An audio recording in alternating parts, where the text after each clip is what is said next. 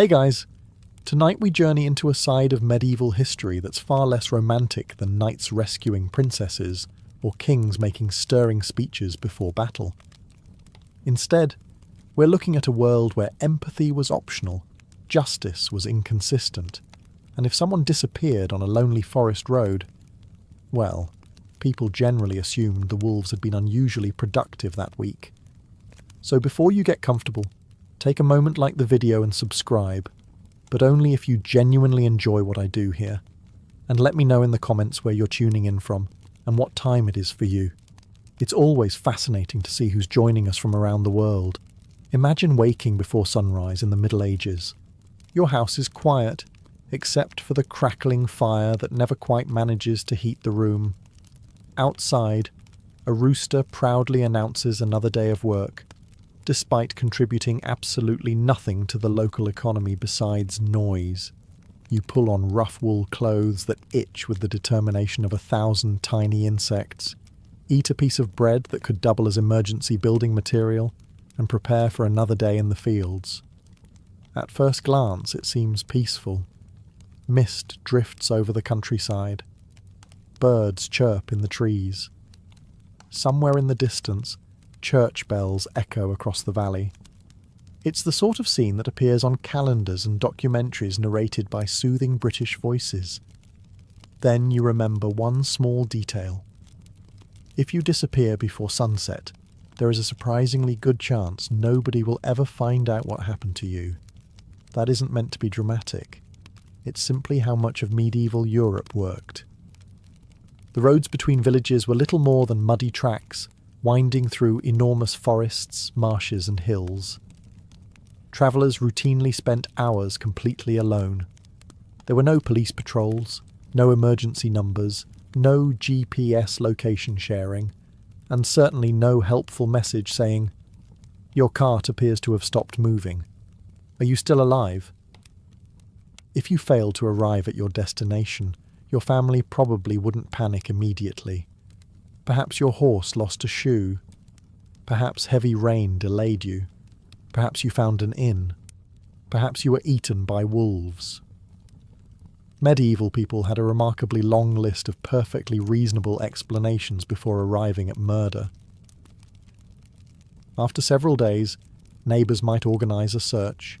They would walk along the road, ask passing merchants whether they'd seen you, maybe poke around a nearby forest for an afternoon, exchange a few worried looks, and eventually return home because someone still had cows to milk.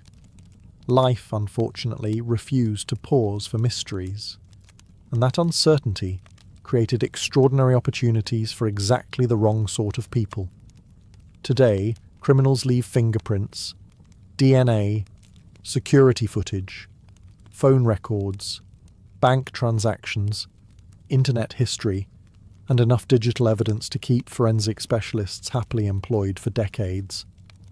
Modern murder is astonishingly inconvenient. In the Middle Ages, however, nature handled most of the evidence disposal free of charge. Rain washed away footprints, animals scattered remains, woodlands swallowed bodies, rivers carried away clues with admirable efficiency. The forest, it turns out, was history's least cooperative witness. Even record-keeping offered very little help. Many ordinary people never travelled farther than a neighbouring market town during their entire lives. Births, deaths and marriages were recorded inconsistently, if they were recorded at all. If a wandering merchant vanished somewhere between two villages, there might never be an official document proving he had ever existed. Bureaucracy was still in its infancy, and frankly, it wasn't feeling particularly ambitious. Communication made matters even worse.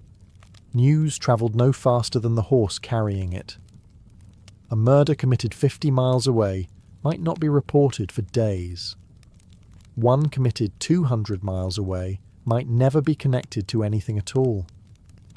Villages often knew more about the saints in heaven than the settlements just beyond the next hill. Rumours, of course, travelled much faster. A dragon. Entire county hears about it by Tuesday. An actual murderer? less impressive publicity. Perhaps the greatest advantage for a psychopath was that violence already formed part of everyday life.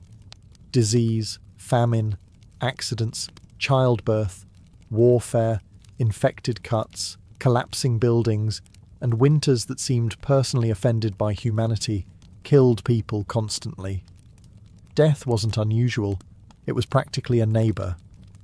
When people disappeared so often for perfectly ordinary medieval reasons, another missing traveller rarely inspired a grand investigation. Sometimes there wasn't even anyone important enough to ask questions.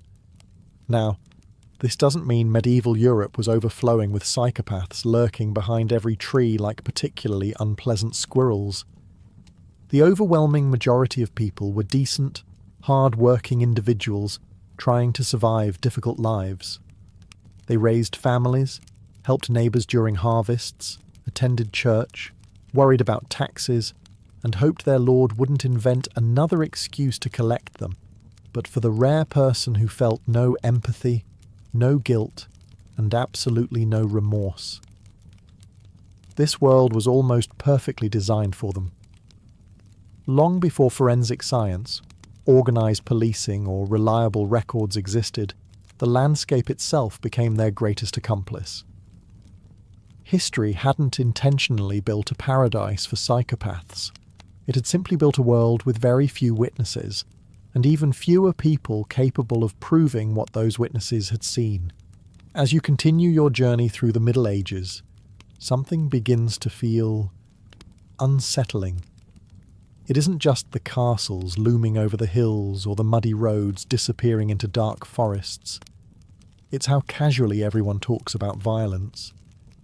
You stop at a village inn after a long day's walk. Over a mug of weak ale, which tastes like someone briefly introduced water to barley before immediately separating them again, you overhear the local conversation. A merchant was robbed on the northern road.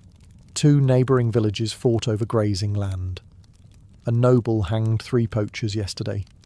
A miller lost his hand for stealing grain. Someone nods politely and asks whether anyone wants more stew. No one seems particularly shocked. To you, this feels horrifying. To them, it's Tuesday. The medieval world was saturated with violence in a way that's difficult for most modern people to imagine. Wars erupted constantly. Feuds between noble families lasted generations. Executions were public events. Punishments were designed not merely to discourage crime, but to leave an unforgettable impression on everyone watching. If your local lord wanted to demonstrate authority, he didn't issue a strongly worded statement. He built a gallows where everyone could see it. Children grew up watching punishments that would dominate modern news cycles for months. Soldiers returned from campaigns carrying stories that became steadily more gruesome with every cup of ale. Even festivals occasionally included judicial spectacles that attracted crowds almost as large as the market itself. Now, witnessing violence doesn't turn someone into a psychopath. Modern psychology makes that distinction very clear. Most medieval people remained compassionate, despite living in extraordinarily harsh conditions. They mourned loved ones, cared for neighbours, and desperately hoped to avoid conflict whenever possible. But if you already lacked empathy, this environment made you far less noticeable.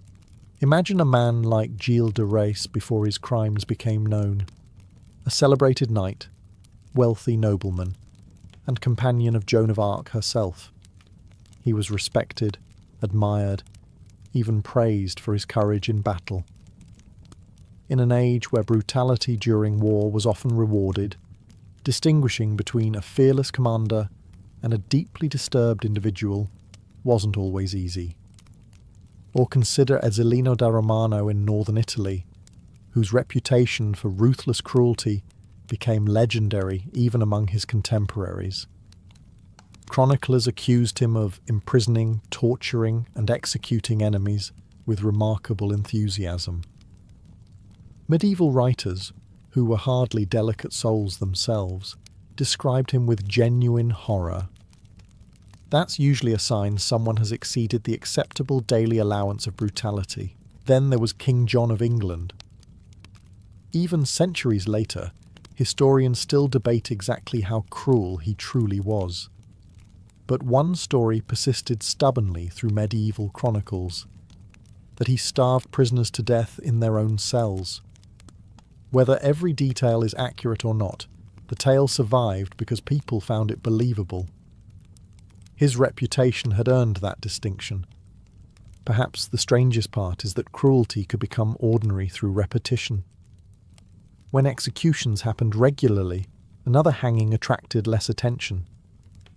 When wars devastated entire regions every decade, another burned village became yesterday's news. When disease killed half your neighbours before winter ended, human life inevitably seemed more fragile and sometimes, tragically, less valuable. For a psychopath, this wasn't paradise because everyone else was cruel. It was paradise because genuine cruelty blended into a world where suffering had already become painfully familiar. Like a wolf wandering unnoticed among barking dogs, the truly dangerous individual could hide in plain sight, wearing the same muddy boots as everyone else. By now, you've probably reached an uncomfortable conclusion. The forests are dangerous, the roads are dangerous, disease is dangerous.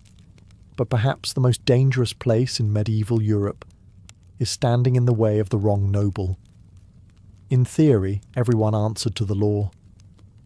In practice, the law often answered to whoever owned the biggest castle. You arrive at the estate of a powerful lord. Let's call him Lord Geoffrey, not because every Geoffrey was terrifying, but because statistically, at least one Geoffrey has caused problems in every century. His castle overlooks several villages. Hundreds of peasants work his land. He collects taxes, settles disputes, commands soldiers, and decides who deserves punishment. He is, for all practical purposes, the government. If Geoffrey is fair, life is difficult but manageable. If Geoffrey happens to be cruel, selfish, or completely devoid of empathy, well, congratulations. You've just lost the medieval lottery. Feudal society placed enormous authority into the hands of local lords. Kings technically ruled kingdoms, but they couldn't personally supervise thousands of castles scattered across mountains, forests, and rivers. Communication was slow. Royal officials were few. Many nobles governed their territories with remarkable independence. That meant personality mattered. A compassionate lord could reduce taxes after a poor harvest. A greedy one might raise them anyway. A wise lord settled disputes peacefully. A vicious one settled them permanently. History gives us plenty of examples. Take Gilles de Rais, one of France's richest nobles during the 15th century. He fought alongside Joan of Arc, earned enormous prestige, and possessed wealth beyond imagination. His rank protected him for years. Servants disappeared. Rumours spread. Parents whispered warnings. Yet few dared openly accuse a man whose influence reached across entire provinces. Or consider Vlad the Impaler. Modern culture often turns him into a vampire legend, but his real methods hardly required fictional improvements. Vlad used impalement not simply as punishment, but as psychological warfare. Forests of impaled bodies greeted invading armies. Whether every chronicler exaggerated is still debated, but even allowing for medieval storytelling, his reputation terrified Europe. Power amplified cruelty. When ordinary criminals committed murder, they hid the body. When powerful rulers committed murder, they sometimes displayed it publicly, because they wanted everyone else to notice. And perhaps that's the greatest difference. Psychopaths often seek control. They enjoy domination more than simple violence. Medieval nobility provided exactly the tools they needed. Absolute authority over tenants, armed retainers willing to obey questionable orders, private prisons, and enough wealth to silence inconvenient witnesses. Imagine being a peasant whose daughter disappears after working at the castle. Who do you accuse? The lord? His captain? His steward? On what evidence? Even if everyone in the village suspected the truth, suspicion was not proof. Accusing a noble without evidence could easily become your final mistake. Medieval justice had an unfortunate tendency to investigate the accuser instead. Of course, not every noble abused power. Far from it.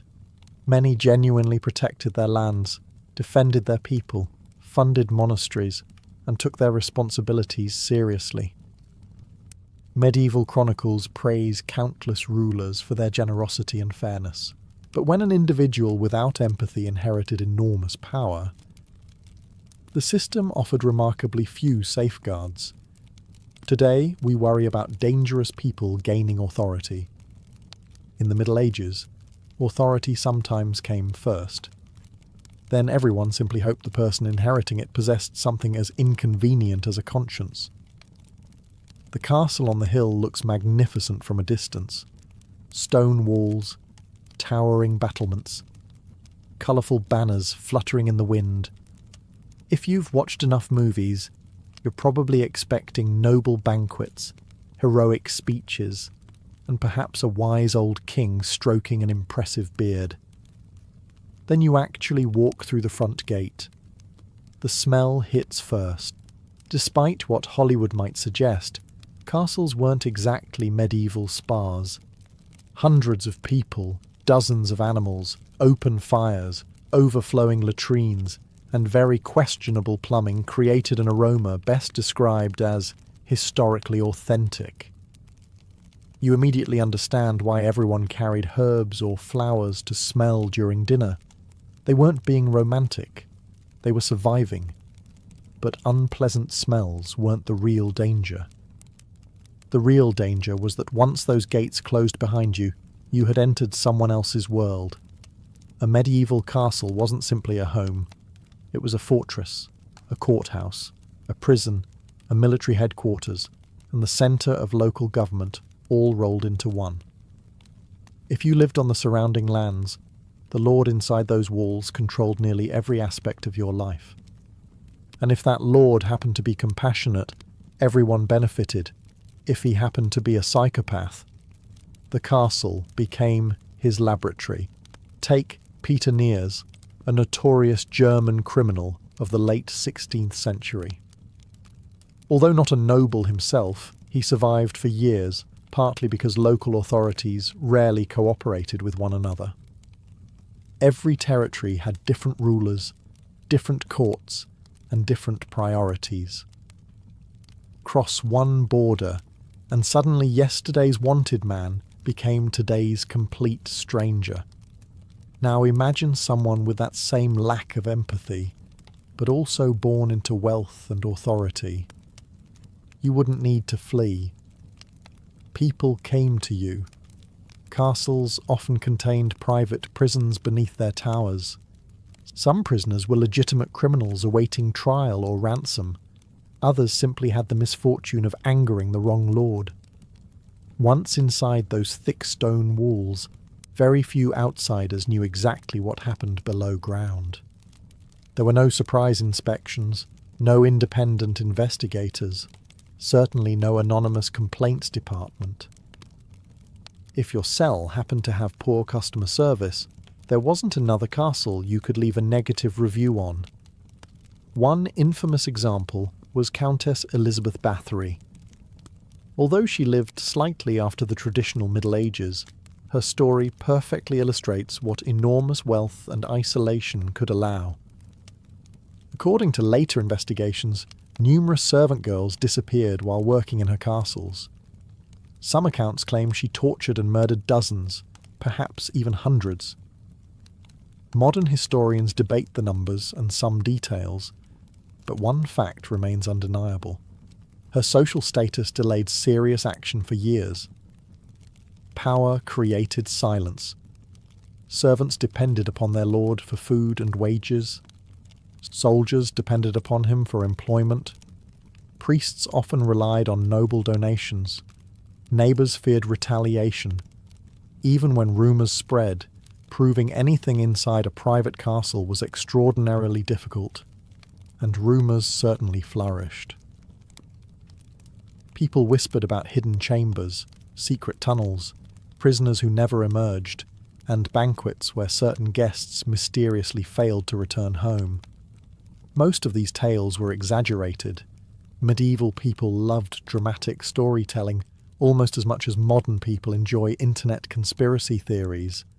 But every so often, the rumours turned out to be true, because behind those magnificent stone walls, some castles weren't simply protecting kingdoms, they were protecting monsters. Eventually, you decide you've spent enough time inside castles. Fresh air sounds appealing. Unfortunately, so does your coin purse. You leave the safety of the town shortly after dawn, joining a handful of merchants heading toward the next market. The road stretches for miles through forests and rolling hills. It isn't paved, it isn't guarded, and judging by the nervous expressions on everyone's faces, it certainly isn't trusted. Nobody walks alone if they can help it, not because medieval people enjoyed company. Because being alone dramatically increased your chances of becoming someone else's afternoon activity. The medieval road network was the perfect hunting ground. Merchants carried silver, pilgrims carried donations, messengers carried valuable documents, travellers carried food, clothing, horses, and occasionally enough money to make murder seem like a reasonable business decision. There were no highway patrols, no police checkpoints, no emergency telephones every few miles.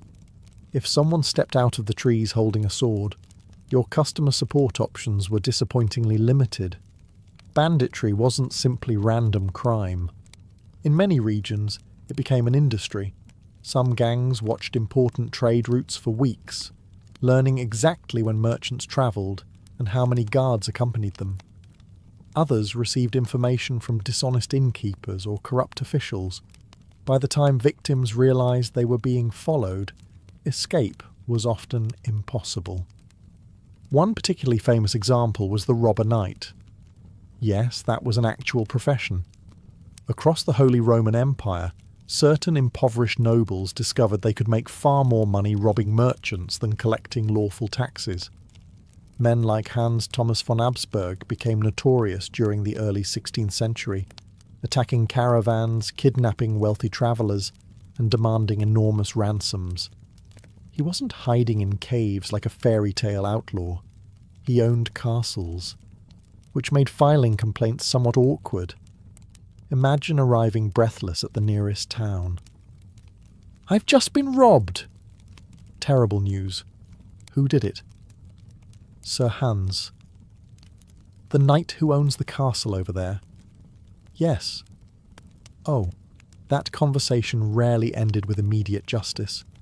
Even ordinary bandits understood something that modern criminologists still recognise today. Fear travels faster than violence. If one caravan escaped to tell horrifying stories, 10 future caravans might surrender without resistance. Reputation became a weapon all by itself. Some gangs deliberately left survivors alive for exactly that reason. It was excellent advertising. Meanwhile, local rulers often struggled to respond. Their authority ended at borders. A gang could rob travellers in one territory, cross into another by sunset, and suddenly become someone else's problem. Sound familiar? Jurisdiction has been giving law enforcement headaches for centuries. Of course, countless honest people travelled these same roads every day. Most merchants completed their journeys successfully. Most pilgrims reached their shrines. Medieval Europe wasn't one endless ambush, but for a psychopath who enjoyed intimidation, violence, and complete control over helpless strangers. The roads offered endless opportunity.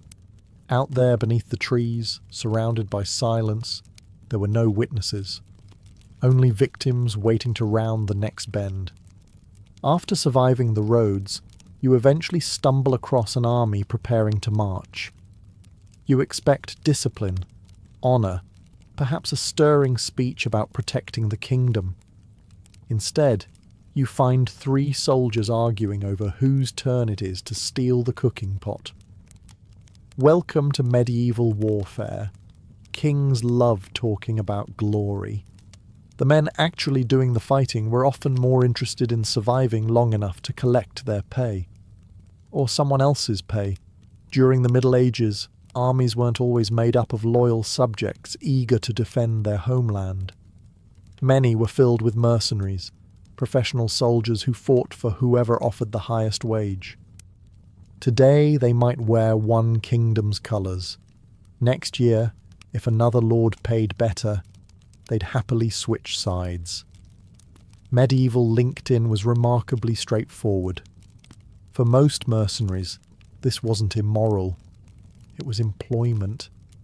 After all, farming depended on the weather. Blacksmithing required expensive tools. Fighting simply required surviving yesterday. But war had a habit of attracting a certain type of person. Imagine someone who enjoys violence, feels little empathy, and has no particular attachment to home or community. In peaceful times, that personality stands out. In wartime, he might earn a promotion. The English free companies that roamed France during the 100 Years' War became infamous for exactly this reason. When temporary truces interrupted the fighting, thousands of armed soldiers suddenly found themselves unemployed. Unfortunately, they remained fully equipped. Rather than returning peacefully to civilian life, many simply continued doing what they knew best. They looted villages, kidnapped wealthy travellers, extorted towns, burned farms that refused to pay protection money. Apparently, unemployment benefits looked very different in the 14th century. One of the most notorious leaders was Sir Robert Knowles. An exceptionally talented English commander, he also gained a fearsome reputation across France as his troops devastated the countryside during military campaigns. To English chroniclers, he was a brilliant captain. To French peasants, the reviews were considerably less enthusiastic. Then there were the infamous routiers, roaming companies of unemployed soldiers who wandered across France almost like heavily armed freelance disasters. Peace treaties often frightened villagers more than wars themselves, because peace meant thousands of professional fighters suddenly needed new income. Guess where that income usually came from? Not everyone wearing armour behaved this way, of course. Many knights genuinely followed ideals of honour, protected civilians when possible, and remained deeply religious. Medieval chronicles celebrate countless examples of courage, restraint, and generosity. But for the rare psychopath, war offered something unique. Violence became legal. Killing became expected. Cruelty could even earn admiration if directed toward the enemy. The line separating military necessity from personal sadism often became dangerously blurred. After all, if everyone around you is setting villages on fire, it's surprisingly easy for one man to enjoy it a little more than everyone else. Not every psychopath in the Middle Ages carried a sword. Some carried a Bible. Others carried a doctor's bag. A few simply carried enough confidence to convince everyone else they knew what they were talking about. As you continue your journey, you arrive in a bustling market town. Merchants shout prices. Blacksmiths hammer glowing iron. Children chase chickens that have absolutely no interest in being caught. In the middle of the square, a crowd gathers around a well-dressed stranger. He claims to possess a tiny fragment of the true cross. As your journey continues, you quickly notice that religion is everywhere. Church bells decide when the day begins. Saints' feast days determine the calendar. Before eating, people pray. Before travelling, they pray. Before going into battle, they pray. After surviving the battle, they pray even harder. Faith is woven into every corner of medieval life, and for millions of people, it provides genuine comfort. The local priest baptizes children, blesses marriages, buries the dead, settles disputes, and reminds everyone that eternal life is hopefully less complicated than this one. Most members of the clergy take these responsibilities seriously, but enormous trust is like a chest full of gold. Eventually, someone tries to steal it. For a psychopath, religion offers something incredibly powerful, authority that few people dare question. Imagine arriving in a village where everyone believes that God speaks through a particular holy man. If he tells them the harvest will fail unless they donate money, who argues? If he accuses someone of secretly serving the devil, who wants to defend the accused and risk looking suspicious themselves? Fear is persuasive. Fear mixed with eternal damnation is even better. You might meet a wandering preacher who claims to have received visions from heaven. His sermons are dramatic. He predicts disasters. He identifies hidden sinners. Somehow, the solution always seems to involve people giving him food, shelter, horses, or generous donations. Quite a remarkable coincidence. History offers fascinating examples. Take Brother Raniero Fasani in 13th century Italy. His movement of flagellants inspired thousands of people to march through towns whipping themselves in public, believing extreme penance would persuade God to spare humanity from disaster. Raniero himself appears to have been sincere, but his movement demonstrates just how quickly charismatic figures could influence enormous crowds. Now imagine someone equally charismatic, but completely lacking a conscience. The possibilities become unsettling. During times of plague, famine, or war, frightened communities desperately searched for explanations. If a manipulative leader pointed toward an outsider, a widow, a traveller, or an unpopular neighbour and declared, "There is the reason God is punishing us," panic could spread astonishingly fast. Evidence became optional. Confidence became everything. Even kings weren't immune. Throughout medieval Europe, rulers frequently sought advice from astrologers, prophets, mystics, and supposedly holy visionaries. Some advisors genuinely believed they possessed divine insight. Others simply possessed excellent acting skills. The difference wasn't always obvious. Of course, the medieval church also produced remarkable individuals who protected the poor, founded hospitals, preserved ancient knowledge, and challenged corrupt rulers. Many bishops and abbots risked their own lives defending innocent people against violence. But psychopaths rarely invent trust. They borrow it. And in the Middle Ages, few things inspired greater trust than religion. A sword could force obedience for a day. A convincing claim to speak for God could command obedience for an entire lifetime. For someone without empathy, that was a far more powerful weapon than steel ever could be. By now, you've survived corrupt nobles, murderous roads, mercenaries, and enough suspicious holy men to become politely skeptical of anyone claiming to possess a miracle in their backpack. But now, you encounter an even stranger problem. No one realizes they're hunting a serial killer. Not because medieval people were foolish, because the very idea barely existed.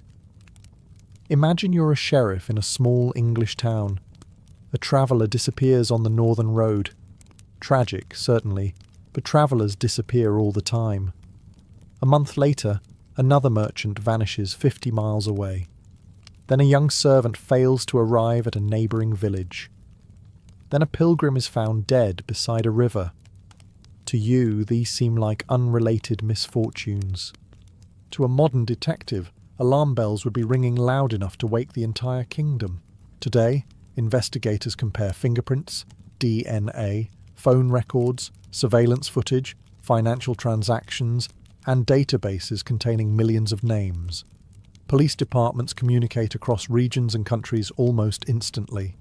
The Middle Ages had a horse. Sometimes. If the horse wasn't lame.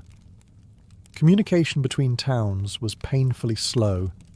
Each village dealt with its own problems. Local officials rarely exchanged detailed reports, and there was certainly no central office collecting information about unusual murders across an entire kingdom. As far as one town knew, they had suffered a single mysterious death. They had no idea 3 neighbouring villages were saying exactly the same thing. This allowed certain killers to move almost invisibly. One remarkable example is Peter Niers, active in 16th century Germany. Although he technically lived just after the Middle Ages, his world still functioned in many medieval ways. Niers wandered from town to town disguised as a shepherd, labourer, or merchant. According to contemporary accounts, he was linked to dozens of murders, although some later stories almost certainly exaggerated his crimes into legend. Still, one fact remains undeniable. He operated for years. Every time suspicion grew in one region, he simply moved elsewhere. A new town, new victims, new people who had never heard his name. The pattern started all over again. Then there is Gilles de Rais, whose horrifying crimes against children remained hidden behind wealth and noble privilege for years before investigations finally exposed him. Servants whispered, families worried, children disappeared, but isolated rumours rarely formed a complete picture. No one possessed the information to connect every piece together. Psychopaths understand something timeless. People struggle to recognise patterns they cannot see. If each witness observes only one small fragment, nobody realises they're looking at the same puzzle. Ironically, medieval superstition sometimes made investigations even harder. A body discovered in the forest might be blamed on wolves, or demons, or witches, or divine punishment. To be fair, wolves actually were responsible surprisingly often, which made solving murders considerably more complicated. When nature and criminals shared similar hobbies, confusion was inevitable. The overwhelming majority of medieval murders were committed for ordinary reasons: revenge, robbery, inheritance, drunken arguments, or political conflict. True serial killers were exceptionally rare, but when one did appear, the medieval world was almost perfectly designed to help him disappear, not because people failed to care, because they simply lacked the tools to realise that somewhere, beyond the next forest and the next village, the same monster was quietly repeating the same crime. At this point you might be wondering something. If everyone knew who the cruel lord was, if everyone feared the violent mercenary, if everyone whispered about the suspicious noble whose servants kept disappearing, why didn't they simply stop him? The answer is both frustrating and surprisingly simple, because they usually couldn't. You wake one morning in your small medieval village. Your family has lived here for generations. You farm land that technically doesn't belong to you. Your house belongs to your lord. The mill where you grind your grain belongs to your lord. The forest where you gather firewood belongs to your lord. Even the oven where you bake your bread might belong to your lord. At this point, you're beginning to suspect the chickens are paying him rent as well. Your entire life depends on remaining in his good graces.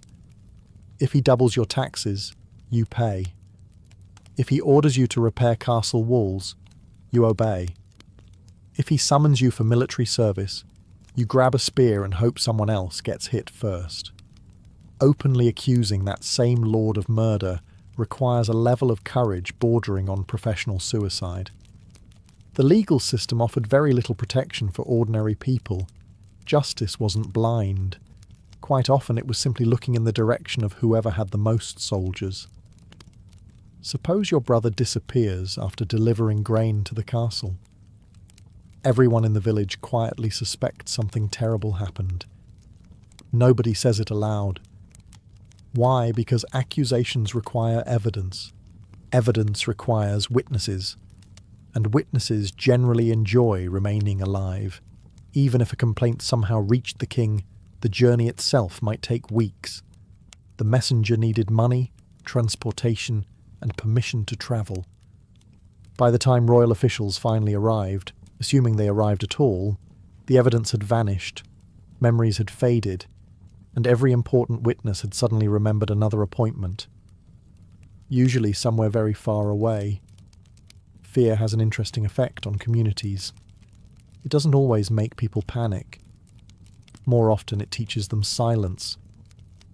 Parents warned children not to ask certain questions. Neighbours learned when to look the other way. Servants became experts at pretending they hadn't seen anything unusual. After all, seeing too much could become extremely unhealthy.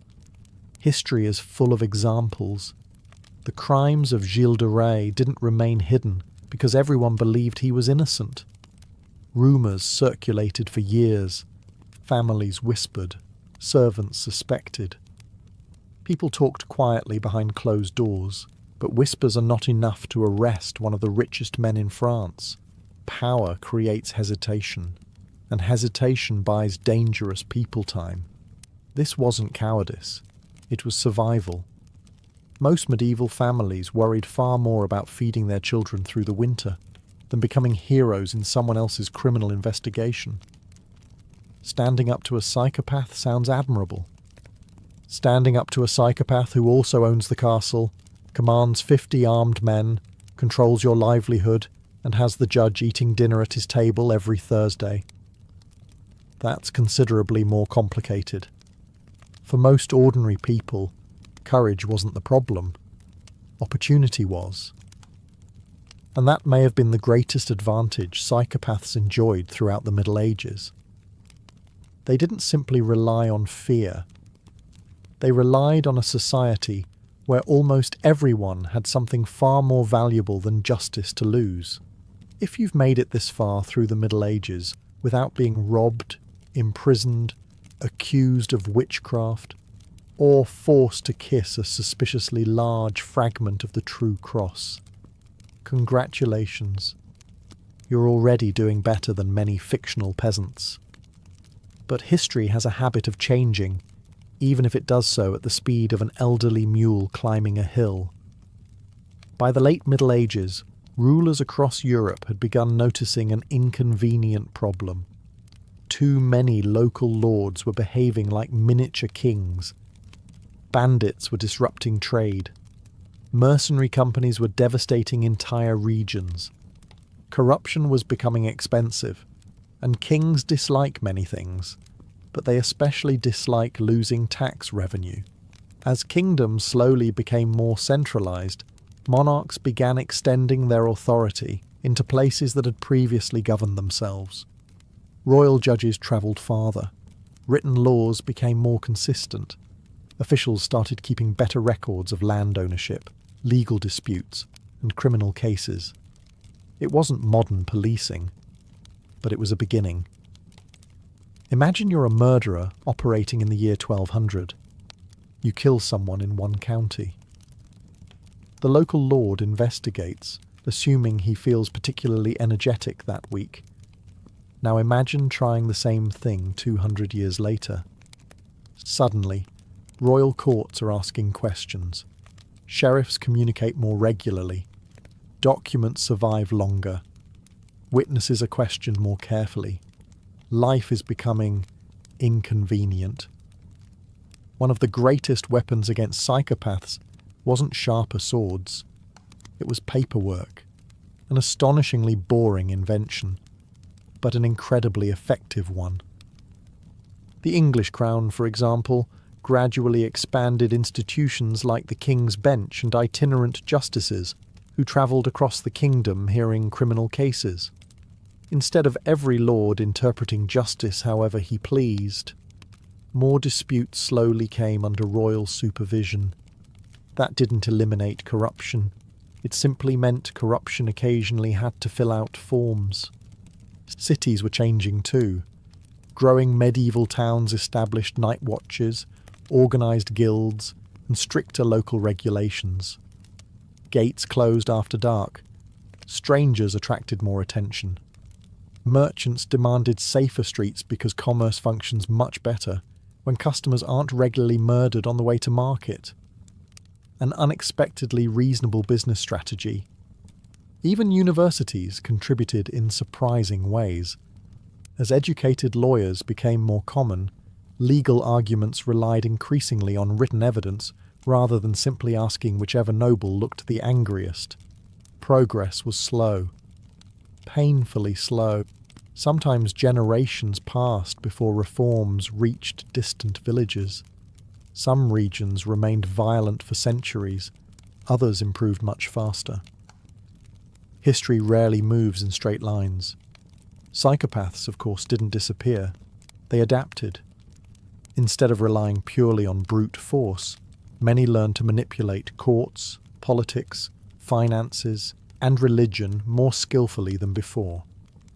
Because while society was becoming more organised, human nature remained stubbornly familiar. Still, the walls were slowly closing in. Not with chains, not with armies, but with something psychopaths have always hated: accountability. For the first time in centuries, the medieval world was beginning to realise that justice worked far better when it belonged to the kingdom, rather than whichever Geoffrey happened to own the nearest castle. After everything you've seen, it's tempting to reach one simple conclusion. The Middle Ages must have been overflowing with psychopaths, cruel lords, merciless bandits, sadistic mercenaries, manipulative frauds. Surely people back then were simply more violent than we are today. Oddly enough, probably not. The human brain hasn't changed very much in the last 1,000 years.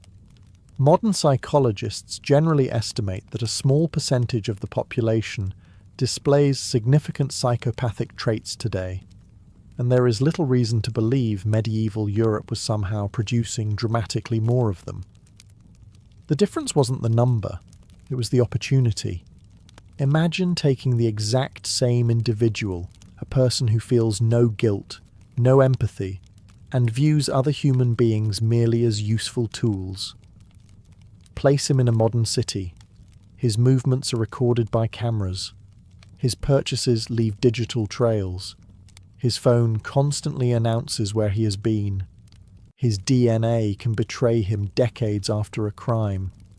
Witnesses can contact police within seconds. Even buying a loaf of bread often leaves an electronic receipt. Frankly, it's a difficult century to get away with anything. Now place that same person in the year 1300. No cameras, no fingerprints, no criminal databases, no national police, no reliable identity documents. If he changes his name after travelling 50 miles, chances are nobody questions it. He can simply become someone else. History is filled with examples of people doing exactly that. A wandering labourer arrives in town. No one knows where he came from. A travelling merchant claims to have worked in France. Perhaps he did. Perhaps he invented the entire story during breakfast. Who's going to verify it? Certainly not Geoffrey from the tax office. Geoffrey hasn't been invented yet. Even reputation had limits. A dangerous individual could flee one region after attracting suspicion and start over somewhere entirely new. New neighbours, new employer, new victims. The past was remarkably easy to escape. Modern society makes reinvention considerably more complicated. Banks ask questions. Governments ask questions. Airports ask many, many questions. The Middle Ages mostly asked whether you could swing a hammer or harvest wheat. If the answer was yes, people were generally satisfied. This is why historians urge caution when discussing medieval cruelty. Most violence came from ordinary motives: war, politics, greed, revenge, survival, or desperation. True psychopaths remained rare. What made the Middle Ages unusual was that society accidentally removed many of the obstacles that normally limited them. A cruel noble inherited power. A manipulative preacher inherited trust. A violent mercenary inherited war. A clever killer inherited anonymity. The system wasn't designed to protect psychopaths. It simply wasn't designed to stop them. And perhaps that's the most uncomfortable lesson of all. Civilization doesn't eliminate dangerous people. It gradually removes the opportunities that allow them to flourish. When those safeguards disappear, history has shown, again and again, just how quickly the wrong people learn to take advantage of the silence. As dawn breaks on your final morning in the Middle Ages, you look back on everything you've witnessed: the lonely roads, the towering castles, the ruthless nobles, the corrupt officials, the mercenaries who treated villages like walking wallets, the frauds who sold hope by the handful. And through it all, one question keeps returning. Was the Middle Ages really a paradise for psychopaths? In many ways, yes. Not because medieval people were crueler than we are, not because Europe was somehow filled with monsters, but because the world itself unintentionally rewarded the qualities psychopaths already possessed: a lack of empathy, fearlessness, charm when necessary, violence when useful, manipulation whenever violence wasn't required. Most people depend on trust to build a life. Psychopaths often depend on exploiting trust instead. The Middle Ages simply made that much easier. As Europe gradually entered the Renaissance and later the early modern world, society began changing in ways that few people noticed at first. Roads became busier, cities grew larger, governments became stronger, courts became more organised. Written records became increasingly common. Suddenly disappearing into another province wasn't quite as simple as changing your name from William to slightly different William. Officials began comparing documents. Merchants carried letters of introduction. Church records expanded. Royal governments demanded more information about their subjects. It sounds terribly boring. To psychopaths, it was absolutely dreadful. Every new record created another thread connecting people to their past. Every census made anonymity harder. Every court reduced the power of private revenge. Every royal official limited the authority of cruel local lords. Civilization wasn't becoming perfect. It was becoming interconnected, and interconnected societies are much harder to manipulate. That doesn't mean dangerous people disappeared. History after the Middle Ages remains filled with dictators, serial killers, corrupt politicians, war criminals, and con artists who would have felt perfectly at home in any medieval castle. Human nature never received a software update. The difference is that modern societies have built layer after layer of obstacles. Police, forensic science, independent courts, journalists, banks, identity documents, communication that travels across continents in seconds instead of weeks. None of these systems catch every criminal. None are flawless. But together, they make life considerably more difficult for someone hoping to terrorize an entire region unnoticed. Perhaps that's the greatest lesson the Middle Ages leave behind. Psychopaths do not create broken systems. They discover them. They identify weaknesses that everyone else ignores. Then they quietly turn those weaknesses into opportunities. The ordinary people you've met throughout this journey were never the problem.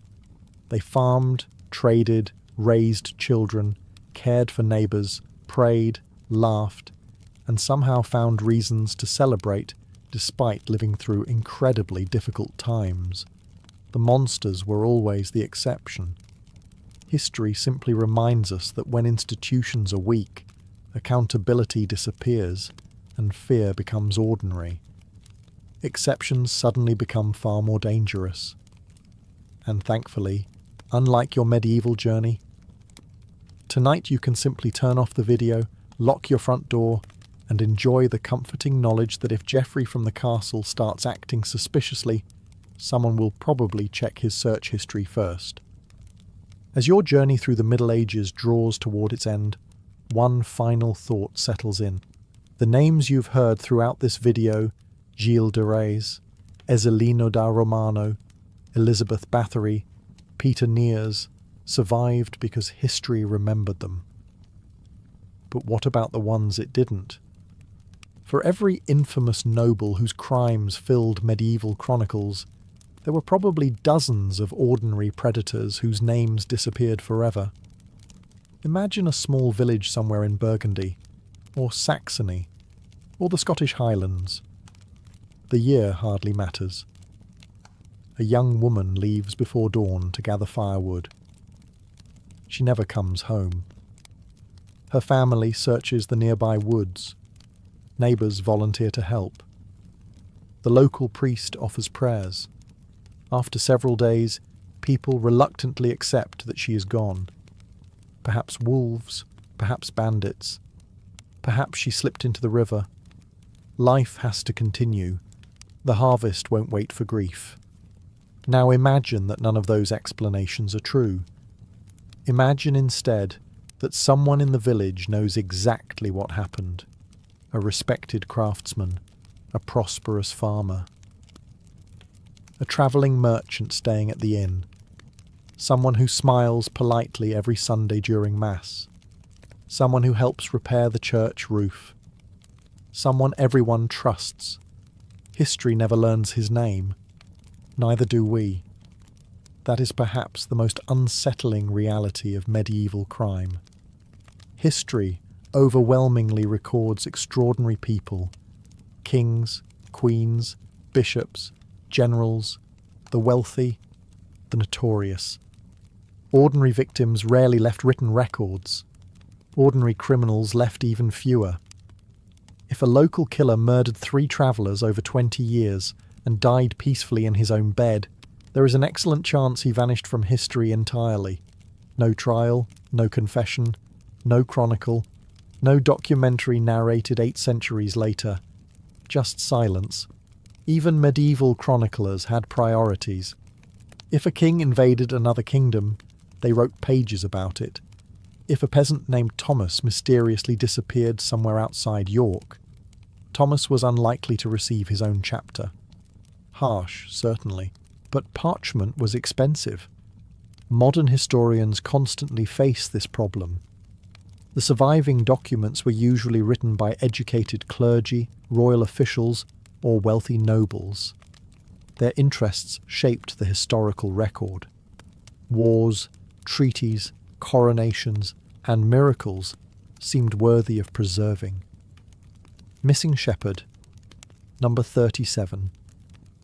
Less so. That means the medieval world we study today is only a fragment of the one that actually existed. Imagine living in a place where winter seems determined to outlast your patience. The sun disappears for weeks, the sea freezes in places, and your neighbours occasionally sail away to raid another kingdom instead of borrowing a cup of flour.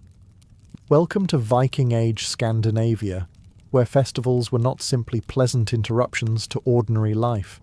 They were essential. Without them, the endless cycle of farming, fishing, surviving, and hoping the weather showed at least a little mercy would have become almost unbearable. For the Vikings, there was no clear line separating religion, family, politics, and entertainment. Everything blended together.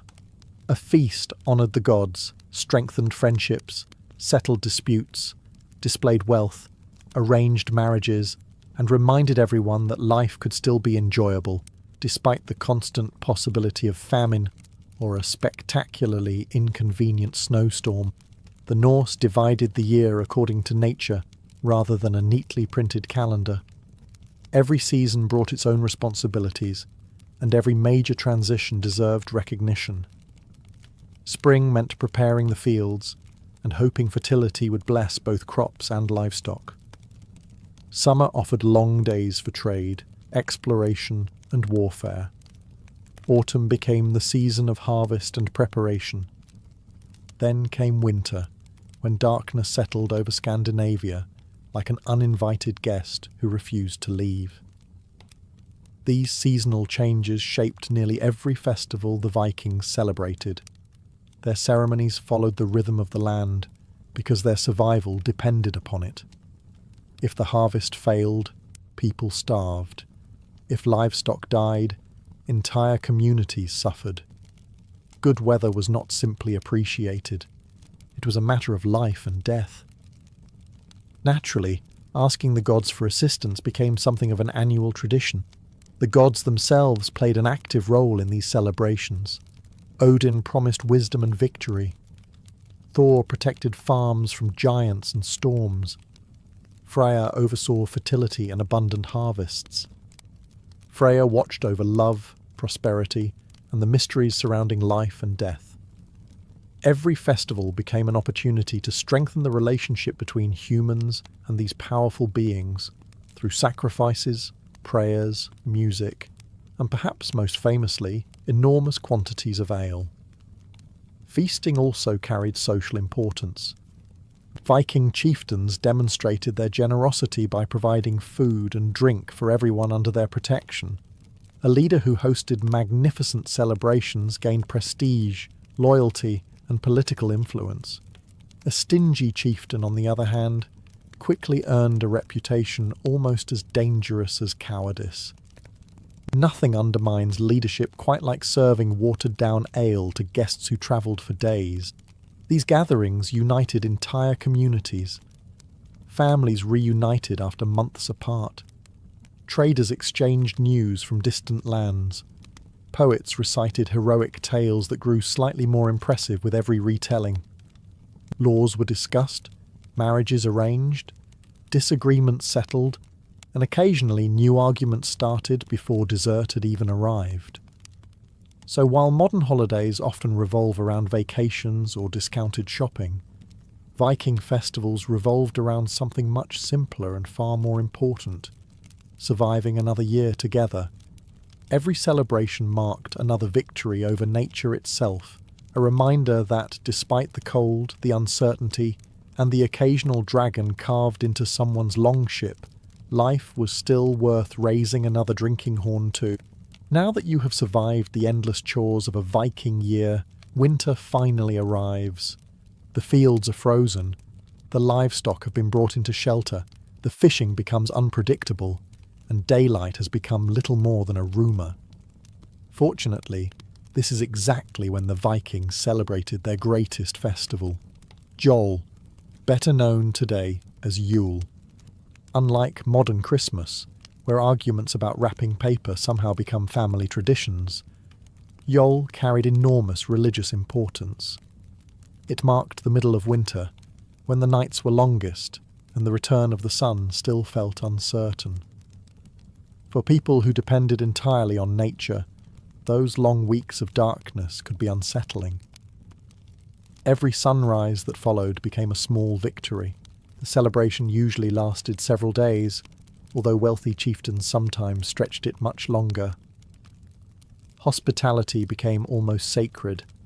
Longhouses filled with relatives, neighbours, travellers, and anyone fortunate enough to receive an invitation.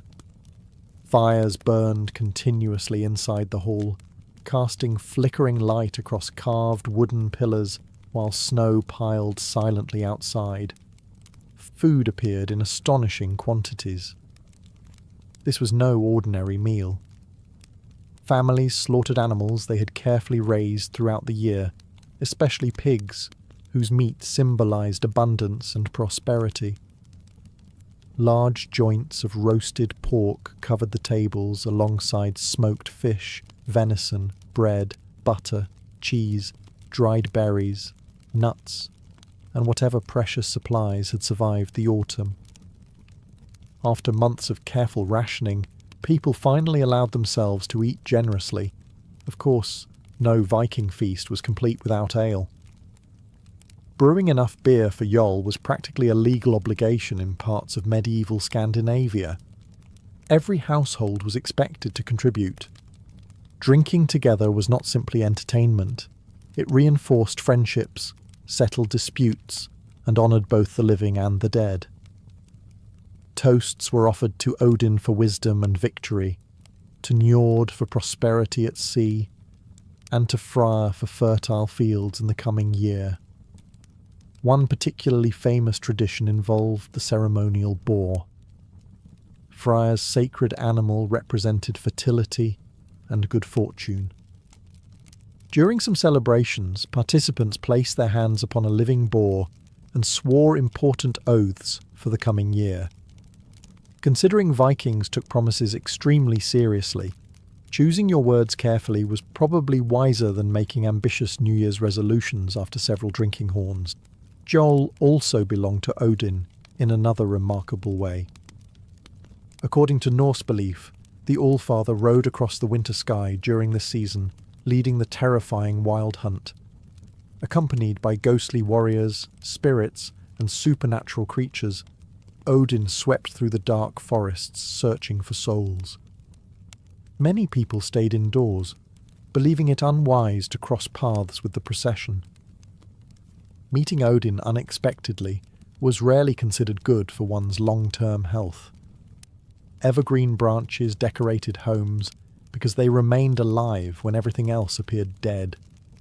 Great logs burned in the hearth for days, providing warmth and symbolizing endurance through the harsh season. Gift-giving also existed, though usually as practical exchanges or rewards from generous chieftains, rather than neatly wrapped packages waiting beneath a tree.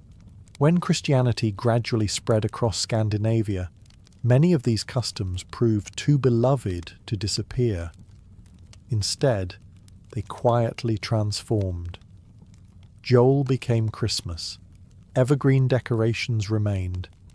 Feasting continued. Toasts became less devoted to Odin and rather more focused on Christ. Even the name Yule survived in many northern languages.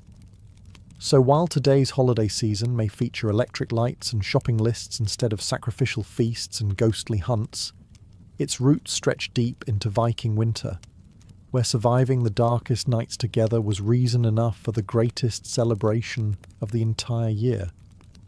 As winter slowly loosened its grip and the promise of spring crept back into Scandinavia, another important festival arrived. Unlike the thunderous feasting of Yule, this celebration carried a quieter, more mysterious atmosphere. It was called Undisturbed, a festival dedicated not to the famous gods like Thor or Odin, but to the Disir, powerful female spirits believed to watch over families, homes, and entire bloodlines. Exactly who the Disir were remains one of the great puzzles of Norse religion. The Vikings themselves probably would not have agreed on a single answer. Some believed they were ancestral women who continued protecting their descendants after death. Others thought they were divine female beings connected to fertility and destiny. Still others saw them as something in between. The Norse had an impressive talent for allowing supernatural categories to overlap, until everyone simply nodded and accepted that reality was complicated. Whatever their true nature, the Disir commanded respect. Unlike many public Viking festivals, Undisturbed often centred on the household rather than the entire community. Families gathered together to honour the women who had shaped their lineage, whether they remained alive or had long since entered the world beyond. In Viking society, ancestry mattered enormously. A person's family determined alliances, inheritance, reputation, and sometimes whether neighbours greeted you warmly or reached for an axe first. Women occupied a surprisingly influential place within these ceremonies. While Viking society remained largely patriarchal in matters of warfare and politics, women frequently oversaw domestic religion. The lady of the household cared for family shrines, safeguarded sacred objects, and performed rituals connected with prosperity and fertility. keys hanging from a woman's belt symbolised more than ownership of the house. They represented responsibility for the family's well-being, both practical and spiritual. Offerings during Disablot reflected these hopes. Ale, bread, meat, butter, and carefully prepared meals were presented to the spirits. Animals could also be sacrificed, with their blood considered a sacred gift that strengthened the bond between humans and the unseen world. Such sacrifices were not acts of cruelty in Viking eyes, but expressions of gratitude and exchange. The gods and spirits provided protection. Humans returned honour through offerings. The festival also emphasised fertility in every sense of the word. Healthy children, thriving livestock, productive fields and peaceful households all depended upon maintaining good relationships with supernatural protectors. After surviving another brutal winter, families desperately wanted the coming growing season to succeed. A failed harvest could mean hunger before the next spring arrived.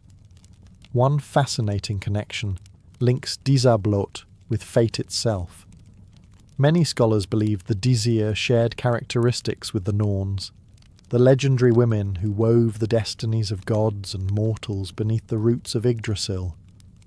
If true, honouring the Disir meant acknowledging that much of life remained beyond human control. Vikings could work tirelessly, build strong ships, and fight bravely in battle, yet fortune still played its unpredictable game. The annual gathering at Uppsala in Sweden eventually became one of the best-known Disablos celebrations.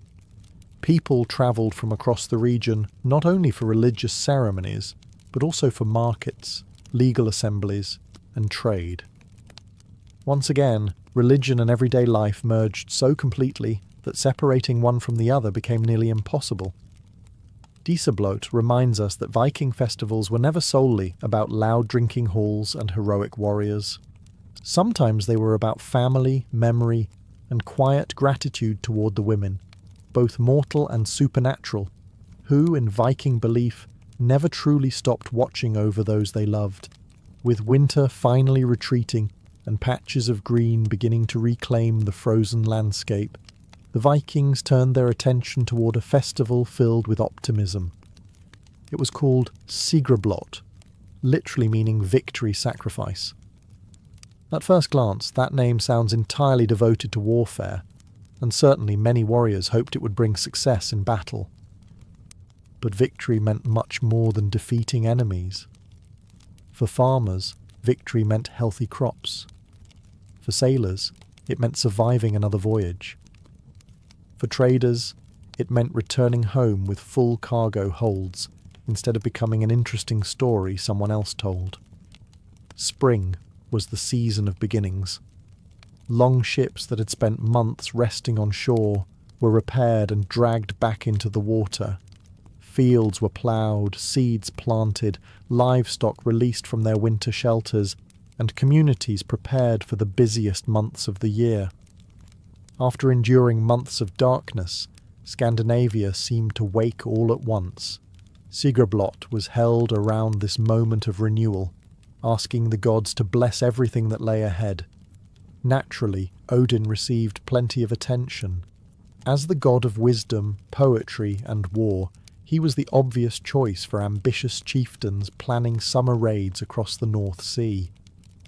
Warriors offered sacrifices in hopes that the Allfather might grant courage, clever strategy, and perhaps the good fortune of surviving long enough to enjoy the spoils afterward. Viking confidence was admirable, but they also understood that confidence alone rarely stopped an incoming spear. Thor also occupied a central place during the festival. Although remembered today as the mighty thunder god, Thor was equally important to ordinary farmers. His storms brought rain to the fields, and his strength protected both people and crops from destructive forces. A prosperous harvest depended just as much on favourable weather as on hard work. Freya's blessings remained equally essential. As the god of fertility, peace and abundance, He represented everything a farming society desired. Healthy animals, growing grain, and flourishing families all fell within his domain. A successful planting season began with honouring the deity responsible for making seeds actually become food, rather than expensive bird feed. Like nearly every Norse celebration, Sigrblot revolved around communal feasting. Animals were sacrificed, meals shared, and ale flowed generously through the gathering halls. These were not random parties thrown simply because the weather improved. Every shared meal reinforced alliances between families, villages, and local leaders before the demanding months ahead. The chieftain usually hosted much of the celebration, demonstrating his generosity by feeding large numbers of people. Hospitality carried political value. A leader who provided abundant food and drink inspired loyalty far more effectively than one who merely gave speeches about future prosperity.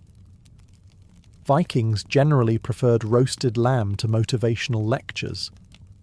Weapons often featured prominently during Sigrblot. Spears, swords, shields, and axes might be blessed before campaigns began.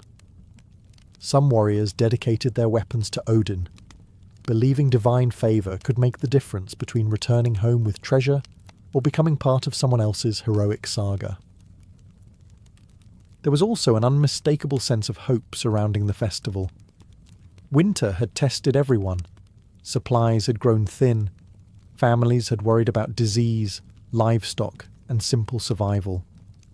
Sigrblot marked the moment when those anxieties finally gave way to possibility. Ships would sail again. Markets would reopen. Children would play outside instead of huddling around smoky hearth fires. For the Vikings, spring was never guaranteed. It had to be welcomed properly, celebrated enthusiastically, and entrusted to the gods. Sigrblot became their declaration that another year of opportunity had begun, and with enough courage, favourable winds, and perhaps a little divine assistance, victory could take many different forms. If Joel celebrated surviving the darkest days of the year, Midsummer celebrated the exact opposite. Now the sun seemed almost unwilling to leave. In much of Scandinavia, daylight stretched so long that sunset barely counted as an event. The nights became little more than an extended twilight, and for people who had endured months of bitter darkness, it must have felt as though the gods themselves had decided to apologize. Although medieval sources describe midsummer less thoroughly than festivals like Joel, historians agree that the summer solstice held deep importance across Scandinavia. Long before Christianity reached the north, people marked the longest day of the year with feasts, fires, and ceremonies celebrating nature at its absolute peak. The timing could not have been better. Fields were green, forests overflowed with life, livestock grazed on rich pastures, and the seas had become far more forgiving than during the violent storms of winter. Trade routes buzzed with activity, fishing flourished, and Viking ships sailed toward Britain, Ireland, the Baltic, and beyond. Summer represented abundance in nearly every form. Naturally, people celebrated. Communities gathered outdoors whenever possible. Unlike winter festivals that packed everyone into smoky longhouses, midsummer encouraged open spaces. Hillsides, meadows, lake shores, and sacred groves became places of gathering.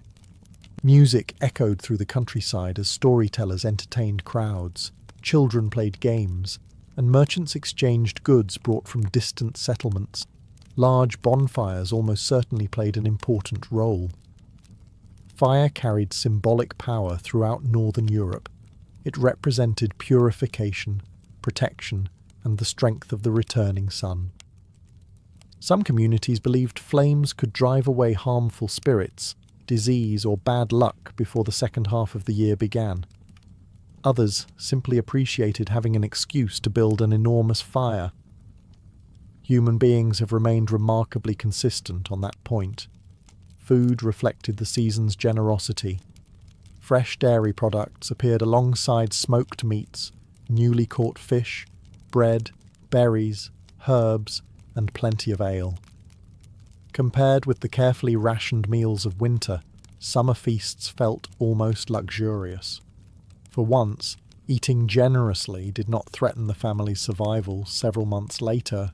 Fertility remained another central theme. Crops still required favourable weather before harvest, and livestock needed to remain healthy throughout the summer. Couples hoping for children may have participated in rituals asking Friar and Freya for blessings. Young people also found festivals particularly convenient for meeting potential spouses. It turns out dancing, music, and unlimited food have been surprisingly effective social icebreakers for over 1,000 years. The endless daylight also inspired something close to awe. Imagine standing outside at midnight, while the horizon still glows with soft golden light. For Vikings, who closely observed nature's rhythms, such moments reinforced the idea that the world itself possessed sacred order. The sun's annual journey was not merely an astronomical event. It reflected the balance maintained by gods and fate.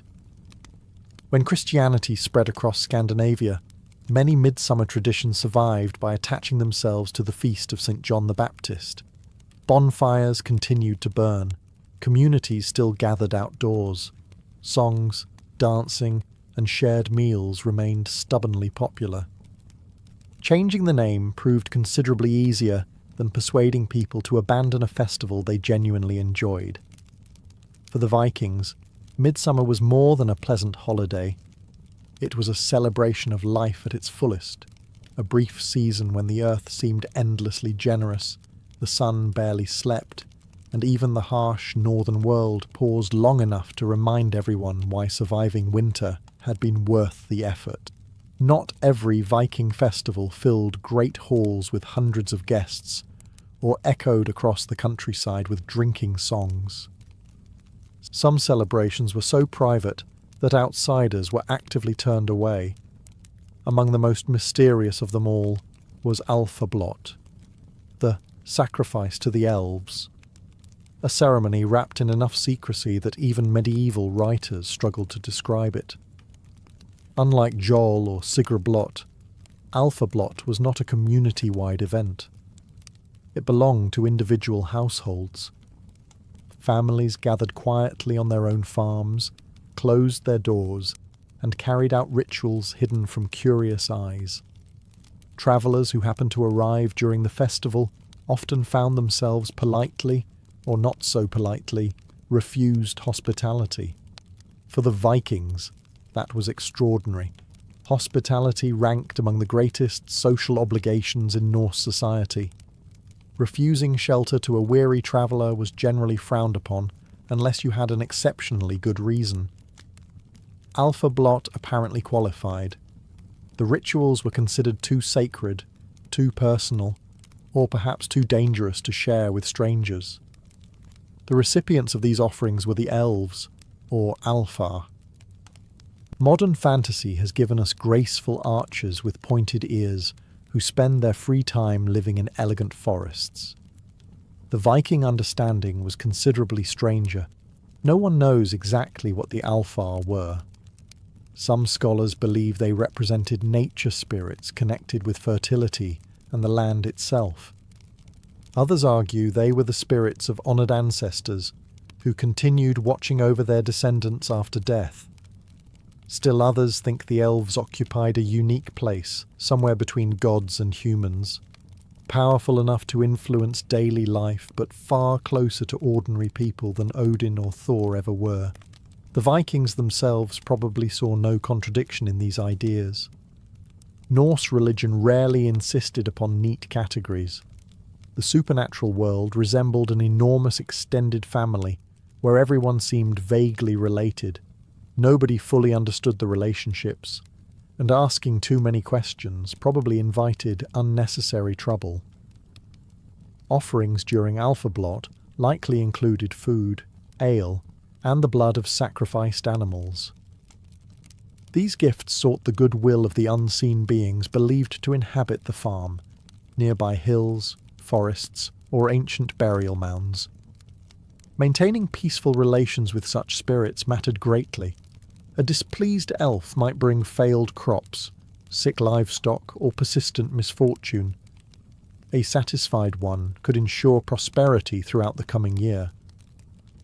Timing also played an important role. Most historians believe Alpha Blot took place during late autumn, after the harvest had been gathered, but before winter tightened its grip. The fields lay quiet, the work of the growing season had ended, and families finally had time to focus on spiritual matters rather than simply surviving another exhausting day. The connection between elves and ancestors becomes especially interesting when considering Viking burial customs. Many important families buried their dead close to their farms. The boundary between the living household and those who had gone before remained surprisingly thin. Honouring the Alfar may have meant honouring generations of relatives whose protection was still considered active.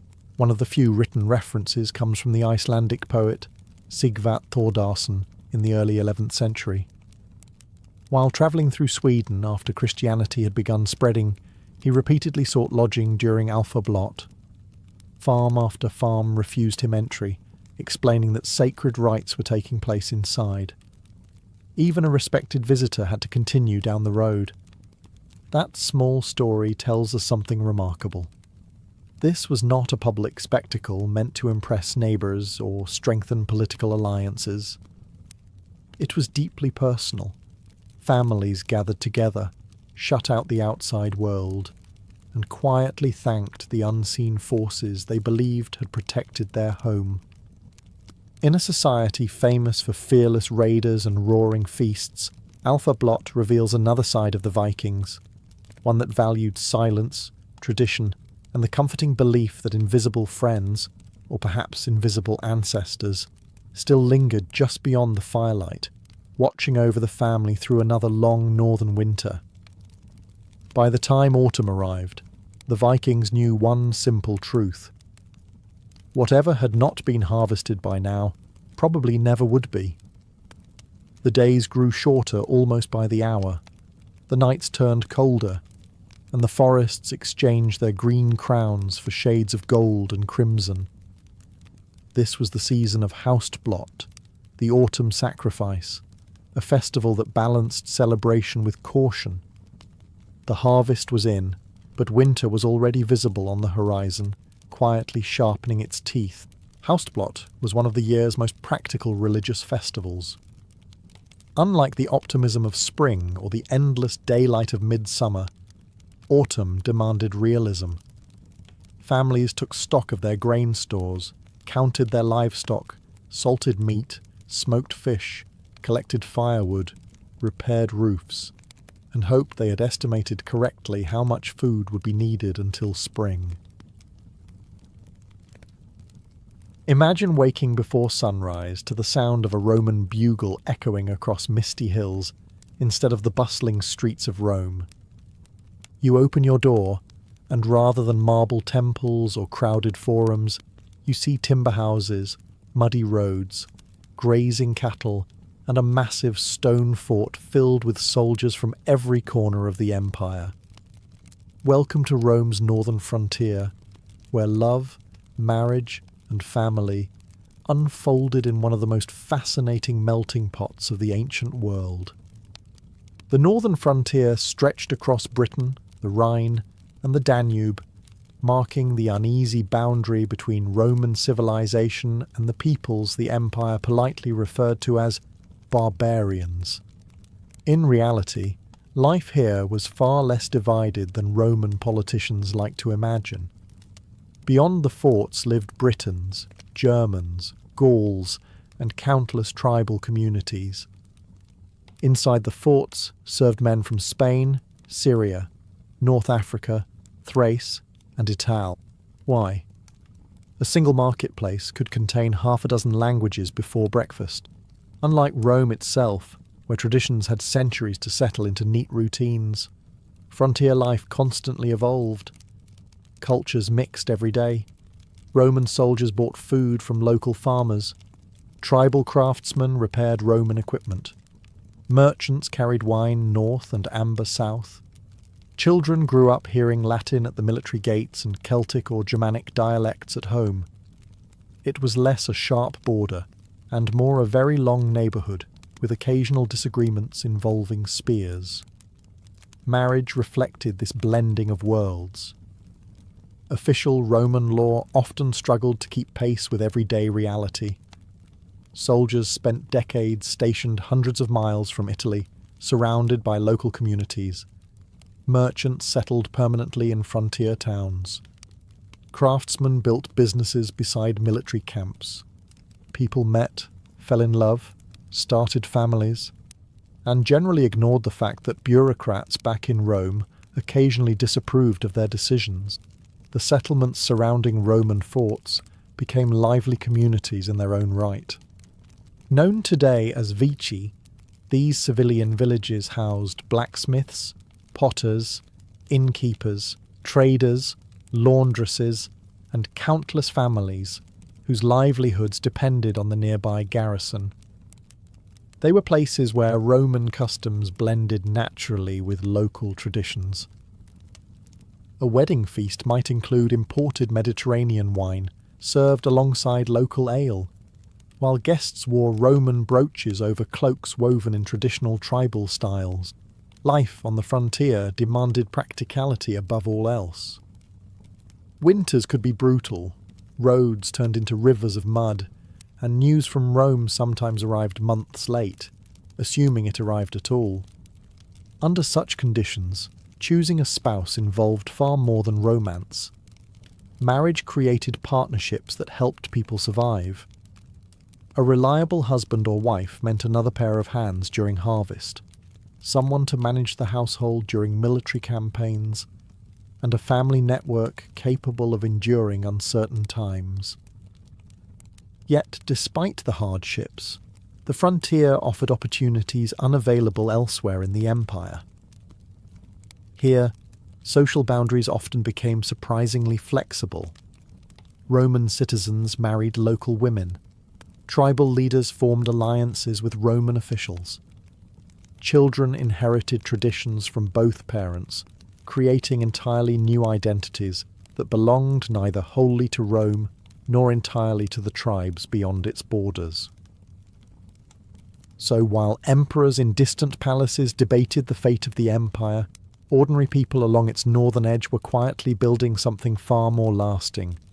Families that proved love could cross borders far more easily than any Roman legion ever could.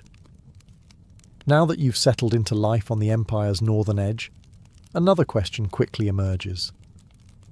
How did people actually find someone to marry in a place built around military forts, muddy roads, and enough cultural differences to make even simple greetings occasionally awkward? The answer is surprisingly ordinary. Despite the image of the frontier as a bleak military outpost, it was full of life. Roman forts attracted people the way modern cities attract businesses. Wherever thousands of soldiers settled, opportunities followed. Traders arrived with carts full of wine, olive oil, pottery and cloth. Blacksmiths opened workshops, bakers built ovens, farmers supplied grain and livestock, innkeepers welcomed travellers, while children filled the streets, chasing one another between market stalls. Naturally, young men and women met one another. Markets became some of the busiest social spaces on the frontier. Families travelled from nearby villages to sell livestock, wool, vegetables, or handmade goods. Roman merchants bargained with tribal farmers, soldiers wandered through the stalls during their free hours, and conversations began over something as simple as purchasing a loaf of bread or a new pair of boots. Love stories have started for stranger reasons. Religious festivals also created opportunities. Roman temples stood alongside sacred groves and local shrines, and both attracted large crowds during important celebrations. Music, feasting, athletic competitions, and religious ceremonies brought together people who might otherwise spend months living miles apart. Parents certainly noticed eligible sons and daughters, although the young participants probably preferred to believe they were making their own decisions. Family remained deeply involved in choosing a spouse.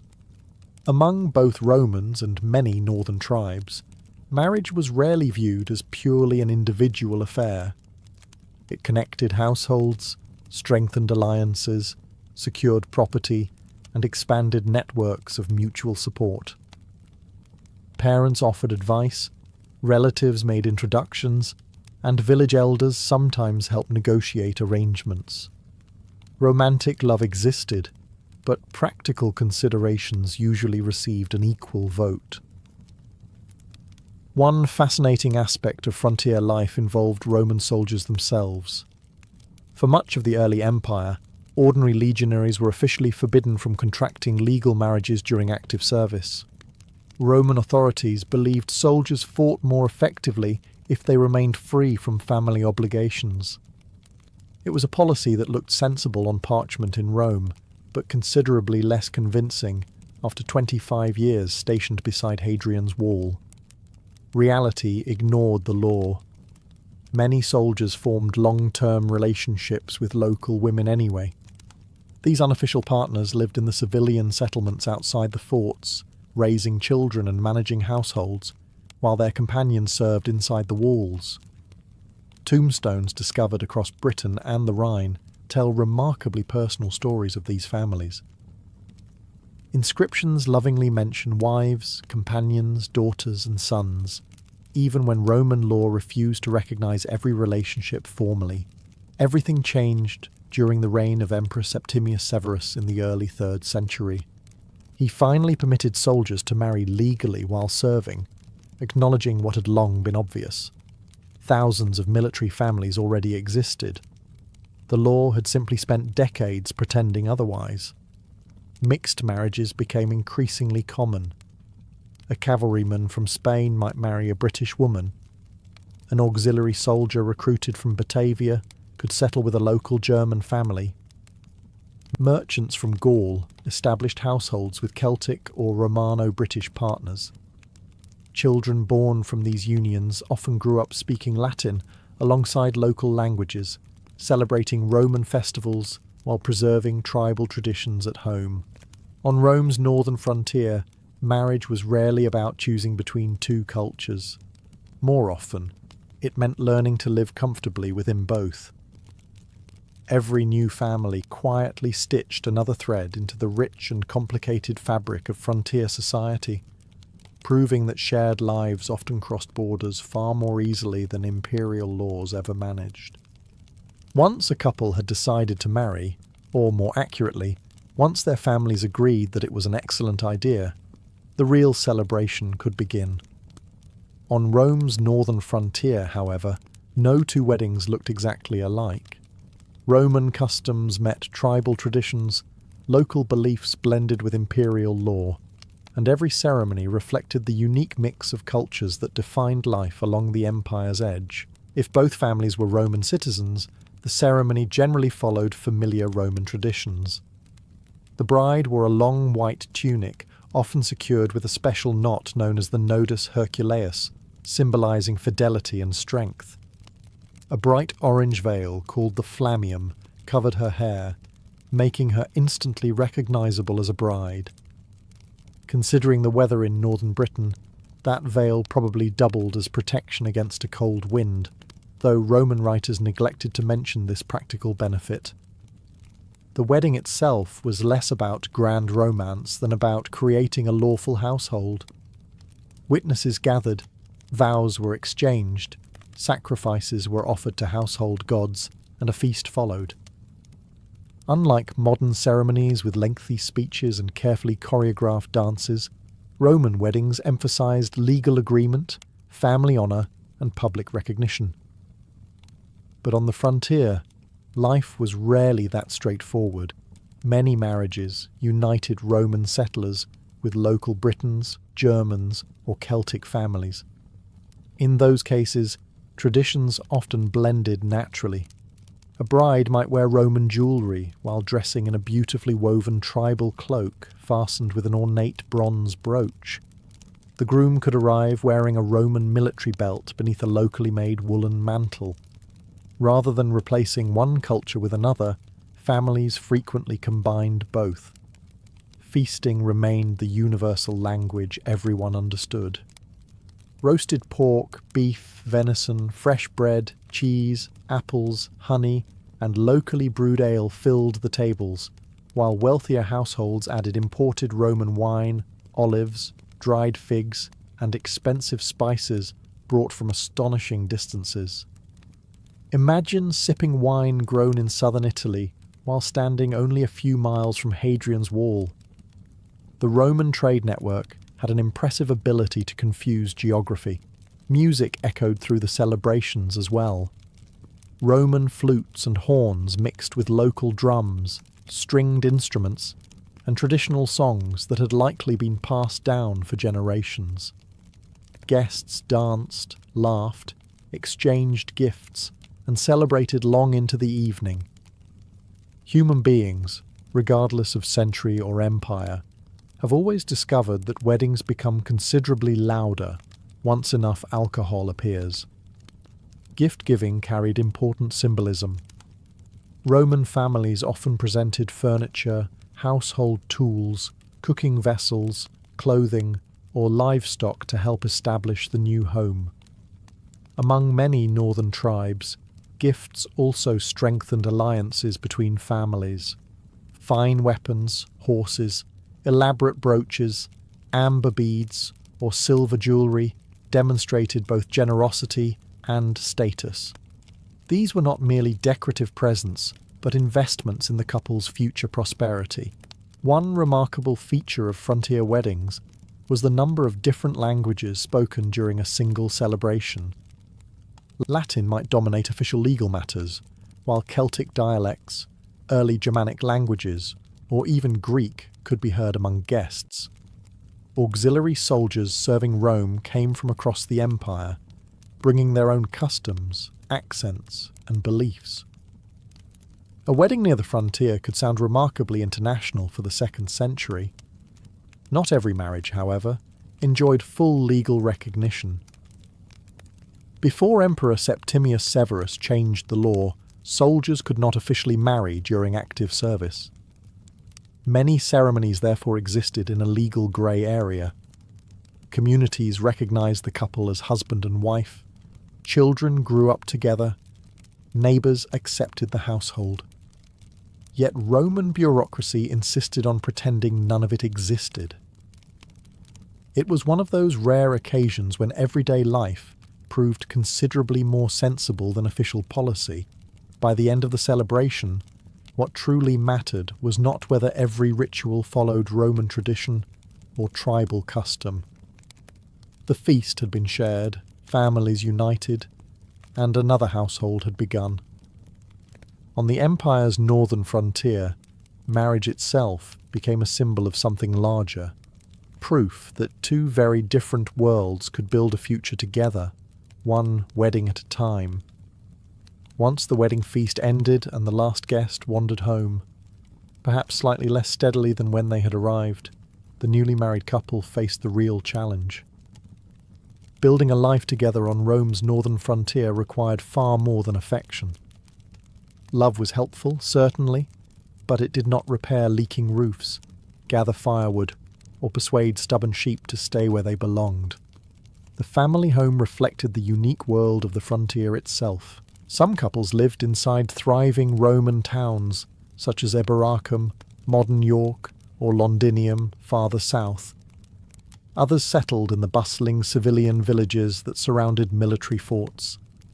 These settlements, known as vici, had grown almost accidentally. Wherever several hundred soldiers remained for years, civilians naturally followed. Blacksmiths, merchants, bakers, doctors, potters, and families all found opportunities beside the garrison. A typical frontier home depended largely on wealth. Prosperous merchants or retired officers sometimes occupied comfortable stone houses with tiled roofs, heated floors, painted walls, and small private courtyards. Underfloor heating, known as the hypercaust, circulated warm air beneath the floors, an invention that must have seemed almost magical during a freezing British winter. Imagine explaining central heating to a tribal farmer whose house still relied on a smoky hearth. It would have sounded suspiciously like sorcery. Most families, however, lived far more modestly. Their homes combined Roman building techniques with local traditions. Timber walls rested upon stone foundations. Thatched roofs protected simple interiors divided into only a few rooms. The central hearth served multiple purposes at once: cooking meals, heating the house, drying clothing, and filling everything with enough smoke to convince future archaeologists that chimneys were apparently considered an unnecessary luxury. Furniture remained practical rather than elaborate. Wooden beds, stools, benches, storage chests, woven baskets, pottery, and simple tables filled most households. Decorative objects existed, but practicality always came first. Every item had to justify the effort required to make or transport it across hundreds of miles. Marriage also divided responsibilities, though not always as rigidly as people imagine. Women managed much of the household economy. They baked bread, brewed ale, spun wool, wove cloth, prepared food, cared for children, and supervised servants if the family could afford them. Archaeological discoveries suggest many women also participated in trade, owned property, and managed businesses, particularly when husbands travelled or served with the army. Men worked farms, practiced skilled trades, operated workshops, or served in the military. Yet frontier life demanded flexibility. If repairs needed doing, everyone helped. If harvest season arrived, every available hand entered the fields. Survival cared remarkably little for traditional job descriptions. Children quickly became contributors rather than simply dependents. From an early age, they learned practical skills.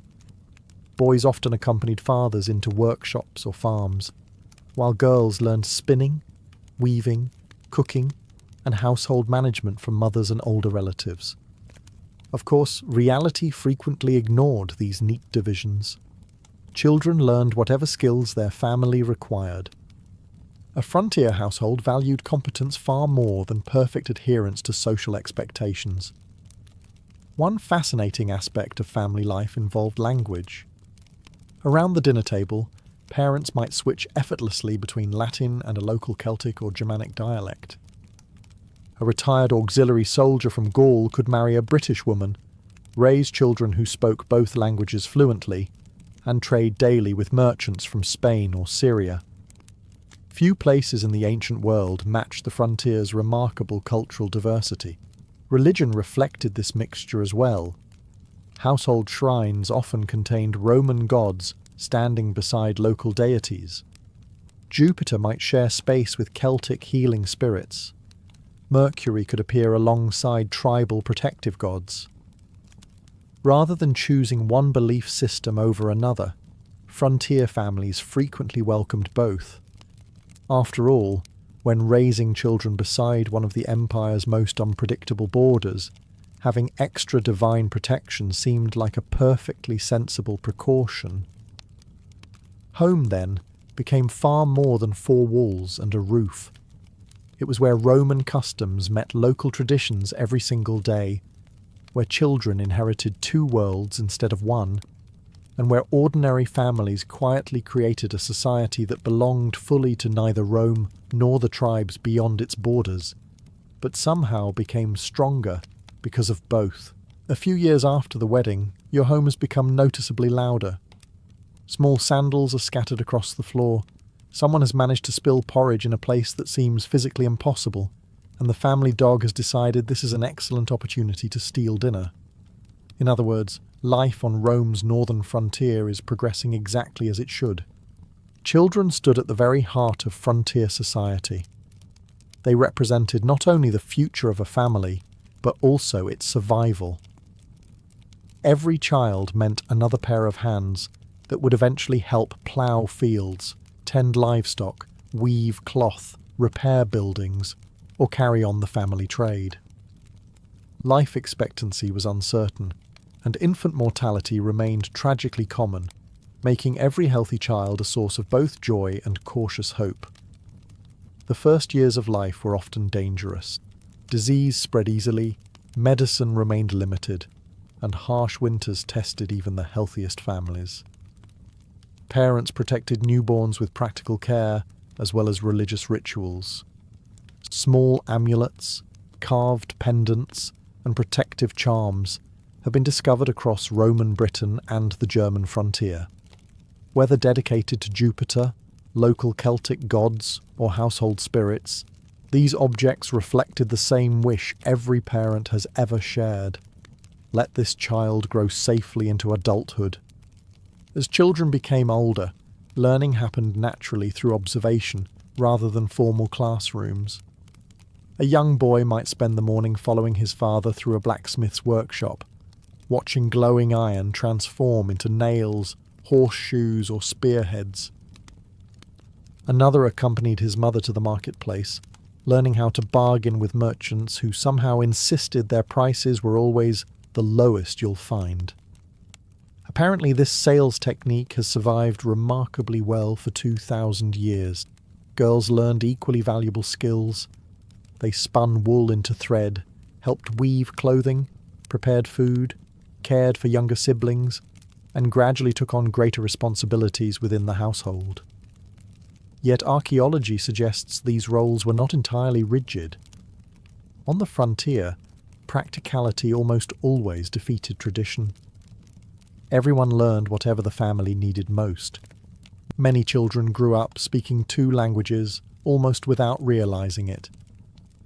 Imagine sitting around the evening fire. Your father, a retired cavalryman from Gaul, speaks Latin while telling stories about serving under the emperor. Your mother answers in the local Brittonic language, and your grandmother occasionally interrupts with words neither parent quite pronounces correctly anymore. Before long, you switch effortlessly between both languages depending on who asks you a question. This bilingual childhood became surprisingly common along the frontier. Education itself varied enormously. Wealthier Roman families sometimes hired tutors who taught reading, writing, arithmetic, and classical literature. Children practiced letters by scratching them into wax tablets, and learned enough mathematics to manage business or military administration later in life. Most frontier children, however, received an education built upon experience rather than books. They learned how to recognize changing weather before a storm arrived.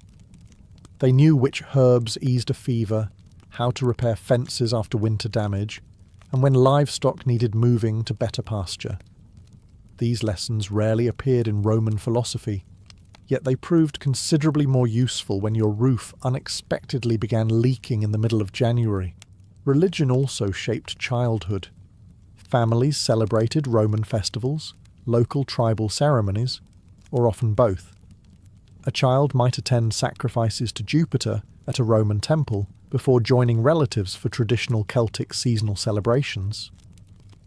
Rather than seeing these beliefs as contradictory, frontier families simply accepted them as different ways of understanding the same unpredictable world. Growing up on Rome's northern frontier meant inheriting 2 identities from birth. These children belonged to the empire, yet they also belonged to the ancient lands beyond it.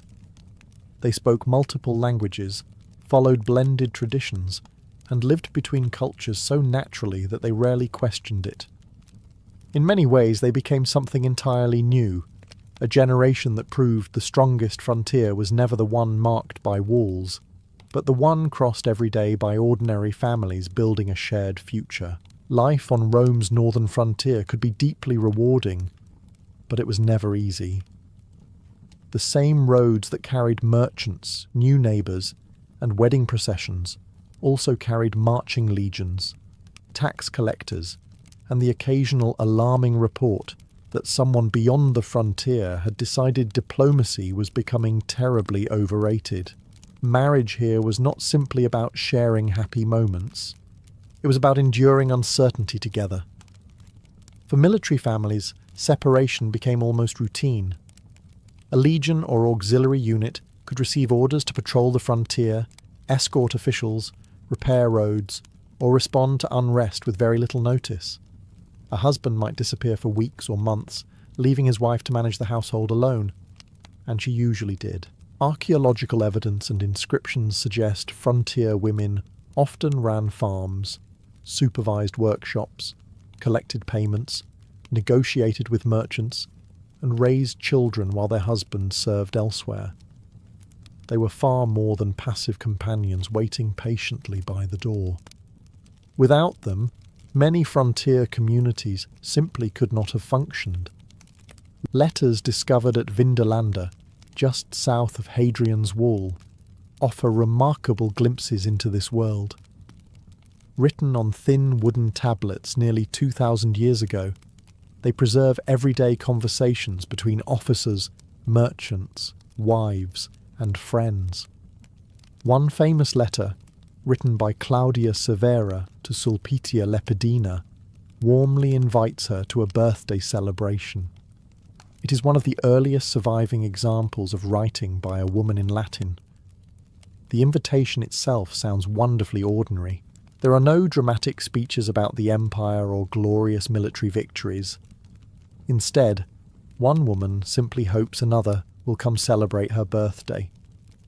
It reminds us that behind every fort and frontier stood people whose greatest concern that week might simply have been whether enough guests would attend dinner. Of course, not every absence ended happily. Disease remained one of the greatest threats.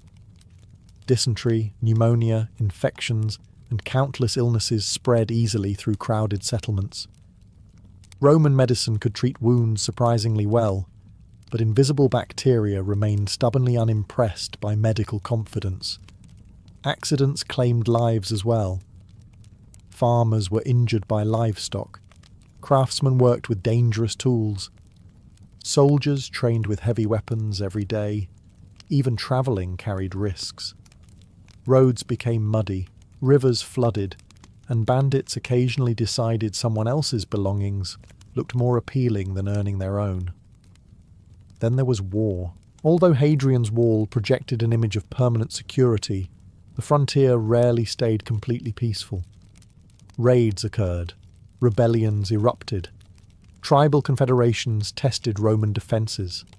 Entire communities occasionally found themselves caught between two worlds, uncertain which side would emerge victorious. De-emergency supplies. Others strengthened homes or temporarily moved closer to larger forts during periods of unrest. Children grew accustomed to seeing soldiers march through nearby villages, while wives quietly wondered whether familiar faces would eventually return. Before you can become one of the most feared bodyguards in the medieval world, you first have to make a decision that sounds either incredibly brave or spectacularly reckless. You are going to leave home, not for a neighbouring village, nor for another kingdom across the sea, but for a city so rich, so enormous, and so distant that many people in Scandinavia have only heard stories about it. Its name is Constantinople, the capital of the Byzantine Empire, where the emperor himself is looking for warriors willing to guard his life. You are not alone. Beginning in the late 9th century and continuing for hundreds of years, thousands of Norsemen made the long journey east.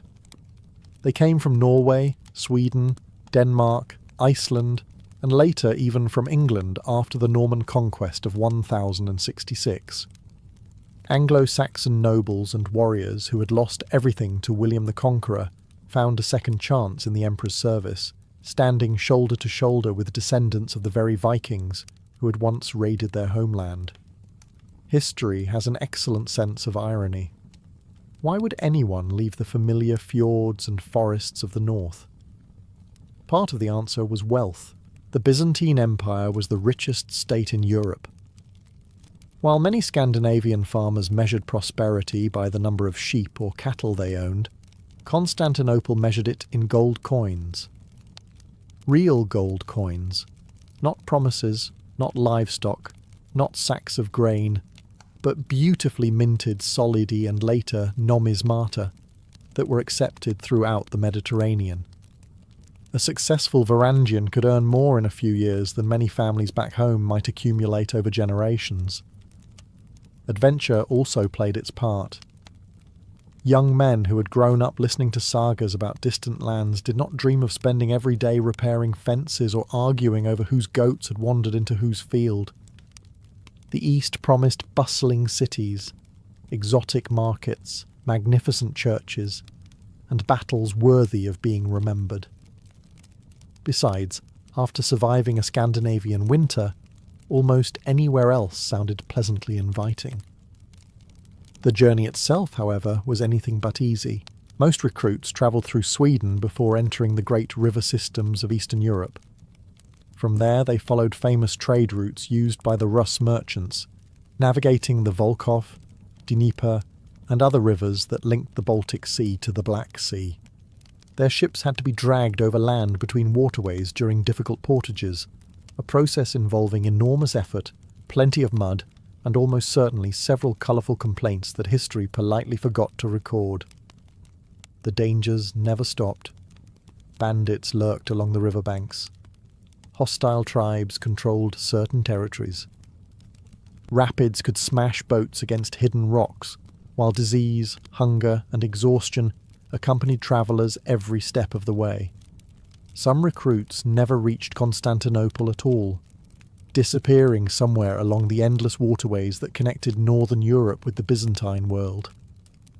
Then, after months of travel, the city finally appeared. Nothing in Scandinavia could prepare you for Constantinople. Its colossal walls stretched across the landscape like mountains built by human hands. Golden church domes shimmered beneath the sun. Hundreds of ships crowded its harbours, carrying goods from Egypt, Arabia, Italy, Armenia, and lands you had probably never heard of. The streets overflowed with merchants speaking dozens of languages, while spices, silk, incense, and perfumes filled the air with unfamiliar scents. For a young Viking arriving from the forests of the north, Constantinople must have felt less like another city and more like another planet. And somewhere behind those immense walls waited the emperor himself, the ruler who was about to entrust complete strangers from the edge of Europe with the most important duty in his entire empire, protecting his own life. After months of rivers, storms, aching muscles, suspicious innkeepers, and enough mosquitoes to convince you nature held a personal grudge, you finally stand inside the greatest city in Europe. But simply arriving in Constantinople does not make you a Varangian. Plenty of foreigners reach the city hoping to earn their fortune. Only a select few would be trusted with guarding the most powerful man in the Christian world. The Byzantine emperor did not need more soldiers. He already commanded professional armies spread across 3 continents. He had generals, palace guards, elite cavalry, and thousands of experienced troops. What he needed was something much rarer, someone he could trust. That may sound surprising. Why would a Byzantine emperor trust a foreign Viking more than one of his own subjects? The answer lies in Byzantine politics, which were every bit as dangerous as the empire's enemies. Constantinople was magnificent, but it was also a city overflowing with ambitious nobles, influential generals, wealthy families, and court officials who constantly competed for power. Emperors were occasionally overthrown, imprisoned, blinded, or quietly removed from history by people who had sworn absolute loyalty only a few weeks earlier. Working at the imperial court was rather like living inside a beautifully decorated nest of snakes. Foreign warriors offered something unique. They had no powerful relatives in Constantinople. They owned no estates in the empire. They belonged to no political faction, supported no rival noble family, and had no interest in palace conspiracies. Their future depended entirely upon the emperor who employed them. If he remained on the throne, they remained wealthy. If he fell, so did their fortunes. Loyalty suddenly became very simple. Before entering the guard, every recruit swore a solemn oath directly to the emperor himself. This was no casual promise exchanged over a cup of ale. Oaths carried enormous weight in both Viking and Byzantine cultures. For a Norse warrior, breaking an oath brought lasting dishonour. A man's reputation often survived longer than his body, and being remembered as an oath-breaker was one of the worst legacies imaginable. The Byzantines understood this remarkably well. They recognised that these northern warriors considered personal loyalty almost sacred. Once sworn, your allegiance belonged to the emperor alone, not to a general, not to a governor, not even to another member of the imperial family. If rival princes fought over the throne, your duty remained protecting the reigning emperor until lawful authority changed. The Varangians earned a reputation for standing beside their master, even when entire Byzantine armies changed sides. More than once, they fought almost to the last man, defending an emperor whose own subjects had already abandoned him. The oath also marked a personal transformation. You were no longer simply a Viking seeking adventure or wealth. You had become part of one of the empire's most prestigious military institutions. Veterans welcomed new recruits into a brotherhood whose members came from Norway, Sweden, Denmark, Iceland, Kievan Rus, and, in later centuries, Anglo-Saxon England. Around the barracks, you heard a remarkable mixture of languages. Old Norse echoed alongside Greek, Latin, and Slavic dialects. Some recruits had spent years trading along the rivers of Eastern Europe. Others had crossed the sea for the first time only months earlier. Their backgrounds differed, but every man had made the same extraordinary promise. Perhaps the greatest irony of all was this: the Byzantine emperor surrounded himself with men whose grandfathers might have terrified Europe's coastlines as Viking raiders. Yet inside Constantinople's palace, those same northern warriors became the very symbol of unwavering loyalty. The emperor did not trust them because they were Vikings. He trusted them because they belonged to no one else. Now that you have sworn your oath, the emperor considers you loyal. That does not necessarily mean he considers you competent. There is an important difference. Many new arrivals already had years of fighting experience. Some had raided across the North Sea, others had battled rival Scandinavian kings, while many from the lands of the Rus had spent their youth protecting merchant caravans along dangerous river routes. They knew how to swing an axe, survive harsh weather, and remain standing after a fight that sensible people would have avoided entirely. The Byzantines appreciated those qualities. They also intended to improve them. The first lesson was surprisingly simple: stop fighting like an individual hero. Traditional Viking warfare celebrated personal courage. A warrior earned glory by charging forward, seeking worthy opponents, and proving his reputation in battle. Byzantine commanders admired bravery, but they valued discipline even more. A soldier who ignored orders to chase personal glory was not considered heroic. He was considered a problem waiting to happen. So training began with formations. Hour after hour, recruits learned to move together instead of alone. Lines advanced, halted, wheeled, and reformed on command until every movement became instinctive. The empire had survived for centuries because its armies relied upon coordination rather than spontaneous acts of heroism. One disciplined unit could often defeat a much larger force that fought as individuals. Then came the weapon everyone associated with the Varangian Guard, the famous Danish axe. Its long wooden shaft often reached nearly the height of the man carrying it, while its broad blade could split shields, helmets, and occasionally the confidence of anyone standing in the wrong place. Contemporary writers frequently describe the Varangians carving paths through enemy formations with these enormous weapons. Using one effectively, however, demanded far more than raw strength. The axe was surprisingly balanced, requiring careful footwork and timing. Swing too early, and your opponent stepped aside. Swing too late, and someone else introduced you to the unpleasant end of a spear. Veteran instructors drilled recruits endlessly, correcting stance, grip, and movement, until every strike flowed naturally into the next. Of course, the axe was not the only weapon. Varangians also trained with swords, spears, daggers, and shields. Archery received less emphasis than among some Byzantine troops, but every guardsman needed to understand multiple weapons. Battlefield conditions changed quickly, and surviving often depended upon adapting faster than your opponent.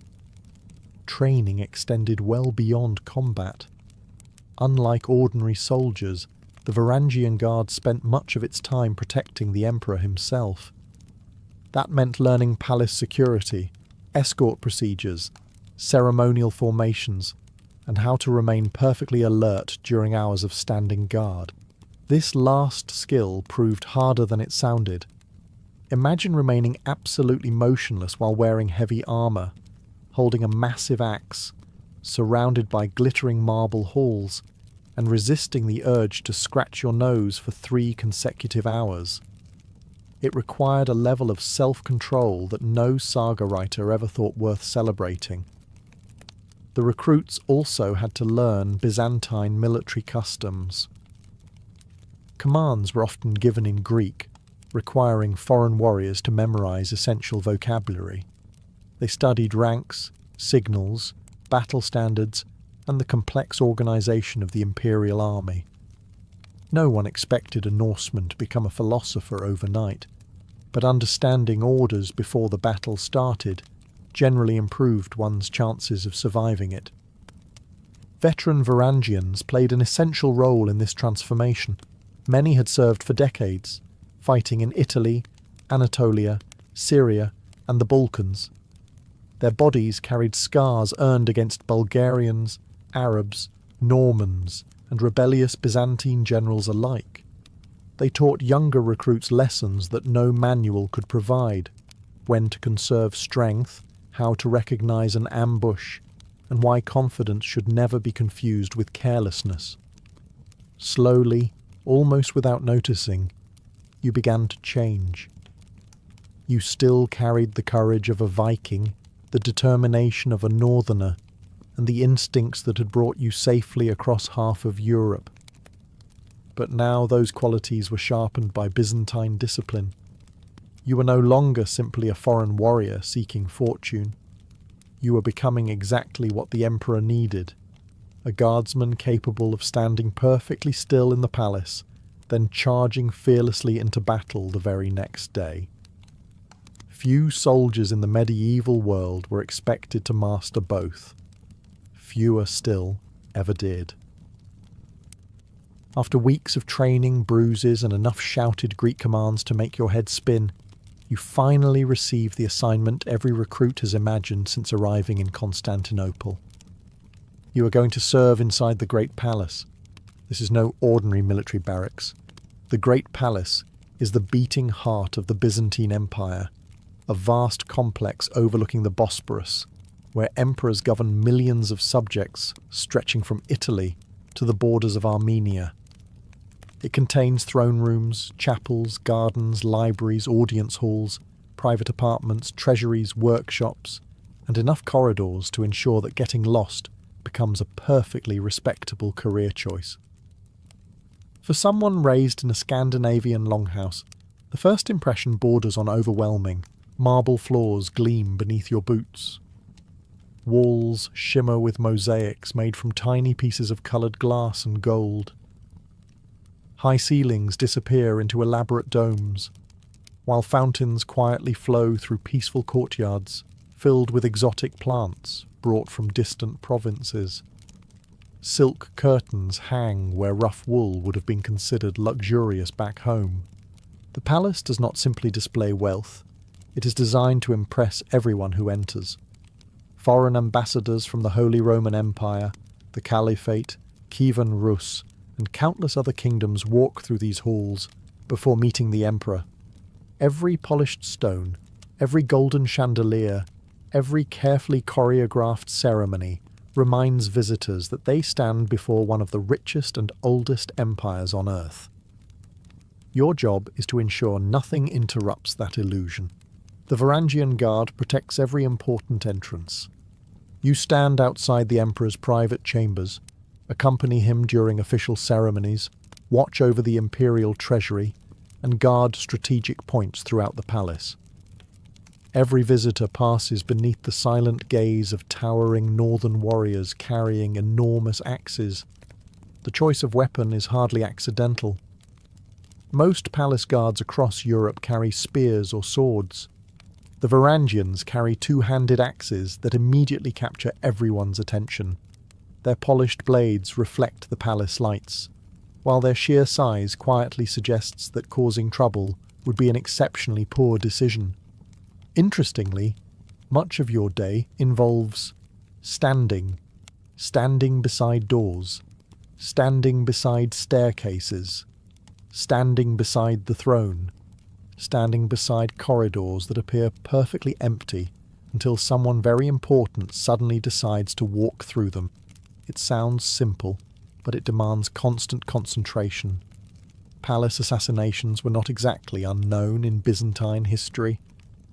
A smiling court official could become a conspirator overnight, and a harmless-looking visitor might conceal a dagger beneath expensive robes. Your task is to notice danger before anyone else does. The emperor himself follows an astonishingly structured daily routine. Court ceremonies begin early. Officials present reports from distant provinces. Generals discuss military campaigns. Judges hear legal appeals. Ambassadors deliver gifts and negotiate treaties. Religious ceremonies occupy an equally important place, with the emperor attending services inside magnificent churches, accompanied by an elaborate procession.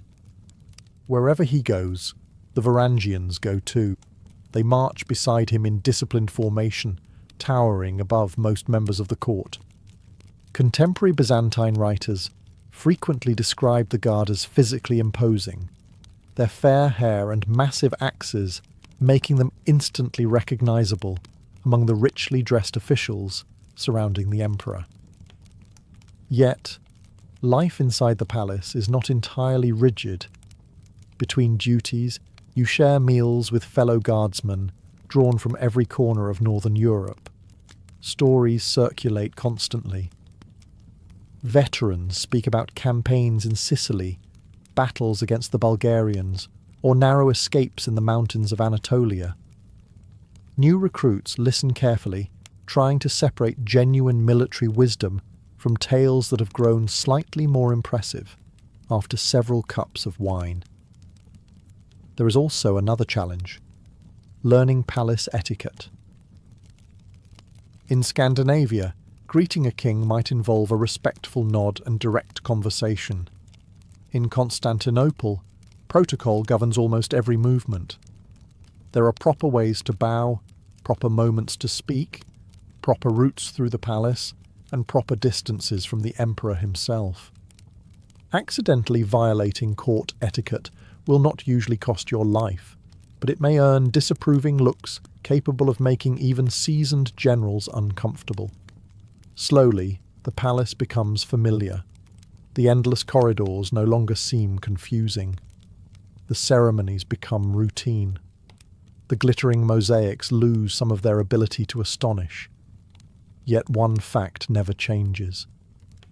Every night, while the emperor sleeps behind guarded doors, it is you, a warrior from the cold forests of the north, who stands between the ruler of the Byzantine Empire and anyone foolish enough to threaten him.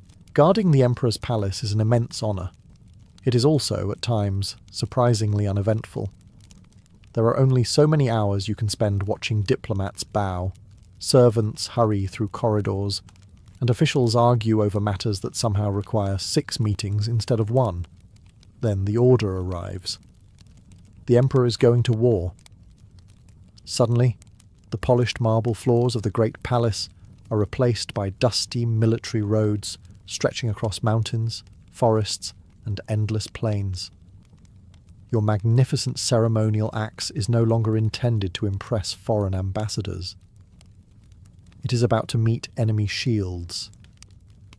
The Varangian Guard was never simply a decorative palace unit. Despite their reputation as imperial bodyguards, they regularly accompanied Byzantine emperors on military campaigns. Wherever the ruler went, his most trusted warriors followed. If the emperor rode into battle, the Varangians formed the steel wall around him. And they fought. By the 10th and 11th centuries, the Byzantine Empire faced enemies in almost every direction. To the east stood Arab armies, and later the Seljuk Turks. In the Balkans, Bulgarian rulers challenged imperial authority. In southern Italy and Sicily, ambitious Norman knights carved out new kingdoms. Occasionally, the greatest threat came from inside the empire itself, where rebellious generals decided they preferred wearing the imperial crown rather than merely saluting it. The Varangian Guard found itself fighting all of them. Unlike many Byzantine units, which specialized in cavalry, archery, or skirmishing, the Varangians excelled as heavy infantry. Their task was brutally straightforward: break the enemy where resistance was strongest. Imagine standing shoulder to shoulder with hundreds of fellow guardsmen, each carrying a towering Danish axe. Across the field waits an enemy shield wall. The signal sounds. Slowly at first, then with increasing speed, your line advances. When the two formations collide, the Varangians unleash the full power of their weapons. Their enormous axes were capable of smashing through shields, helmets, and even the long spears that opposing infantry relied upon. Contemporary chroniclers frequently described the guard cutting wide gaps into enemy formations, allowing the rest of the Byzantine army to exploit the opening. Of course, the weapon alone did not guarantee victory. Success depended upon discipline. A recruit who rushed ahead seeking personal glory endangered everyone beside him. Veterans constantly reminded younger warriors that surviving the battle mattered considerably more than becoming the subject of an impressive funeral speech. One campaign after another strengthened the Guard's reputation. During the reign of Emperor Basil II, often called the Bulgar Slayer, the Varangians fought in the long wars against the Bulgarian Empire. Basil valued disciplined troops above almost everything else, and the Northern Guardsmen repeatedly proved worthy of his confidence. They also served in Italy, where Byzantine armies clashed with Norman adventurers such as Robert Guiscard. Ironically, many Normans shared distant Viking ancestry with the Varangians. On more than one battlefield, descendants of the northern raiders fought one another beneath Mediterranean sunshine, probably wondering how their ancestors would have reacted to such an unlikely reunion. Perhaps the Guard's most famous battle came in 1066 at Hastings. Not because they fought there, but because that battle transformed the Guard forever. After William the Conqueror defeated King Harold II of England, many surviving Anglo-Saxon nobles refused to serve the new Norman king. Instead, they sailed east to Constantinople, where they joined the Varangian Guard in large numbers. Before long, English became almost as common as Old Norse within the ranks. The emperor hardly objected. Whether a warrior came from Norway, Denmark, Sweden, or England mattered far less than one simple question. Would he stand his ground when everything else fell apart? Time after time, the answer was yes. On battlefields from the mountains of Anatolia to the shores of Sicily, the Varangian Guard earned a reputation that spread across Europe and the Middle East. They were not known for elaborate tactics or political ambition. They became famous for something much simpler and infinitely more valuable. When the fighting became desperate, the emperor sent in the men with the axes. And more often than not, They delivered exactly what he expected. After surviving your first campaign, something changes. The older guardsmen stop calling you the new recruit. You know where to stand during inspections, how to march in perfect formation through Constantinople's crowded streets, and perhaps most importantly, how to avoid embarrassing yourself in front of the Emperor. Congratulations. You are finally becoming a true Varangian. But military skill alone is not what keeps men in the Guard for years or even decades. The answer is surprisingly simple. The pay. Serving in the Varangian Guard was one of the most lucrative military careers available anywhere in medieval Europe. While an ordinary farmer back in Norway might spend an entire year hoping for a decent harvest, you were receiving regular wages in Byzantine gold. Real gold. Coins so pure and reliable that merchants from Spain to Persia gladly accepted them without hesitation. Many Varangians had never handled such wealth before arriving in Constantinople. Their salary alone was impressive, but it rarely stopped there. Successful campaigns often brought generous bonuses. Victorious emperors rewarded loyal soldiers with extra payments, expensive clothing, silver drinking cups, jewellery, fine weapons, horses, and sometimes parcels of land. Every military triumph could mean another fortune added to your purse. Then there was the privilege every Varangian quietly hoped would one day become relevant. Whenever an emperor died naturally, tradition allowed members of the Guard to enter the imperial palace before almost anyone else, and claim certain movable valuables as part of their reward. Byzantine writers referred to this remarkable custom as the pollutersvarf, a word of Old Norse origin, meaning something close to palace plunder. Before you imagine the guards sprinting through the corridors stuffing golden statues into sacks, the reality was rather more organised. The privilege followed established rules, and it only applied after the emperor's death, not after a convenient misunderstanding involving an axe. The Byzantines were many things, but they generally preferred their emperors alive until fate decided otherwise.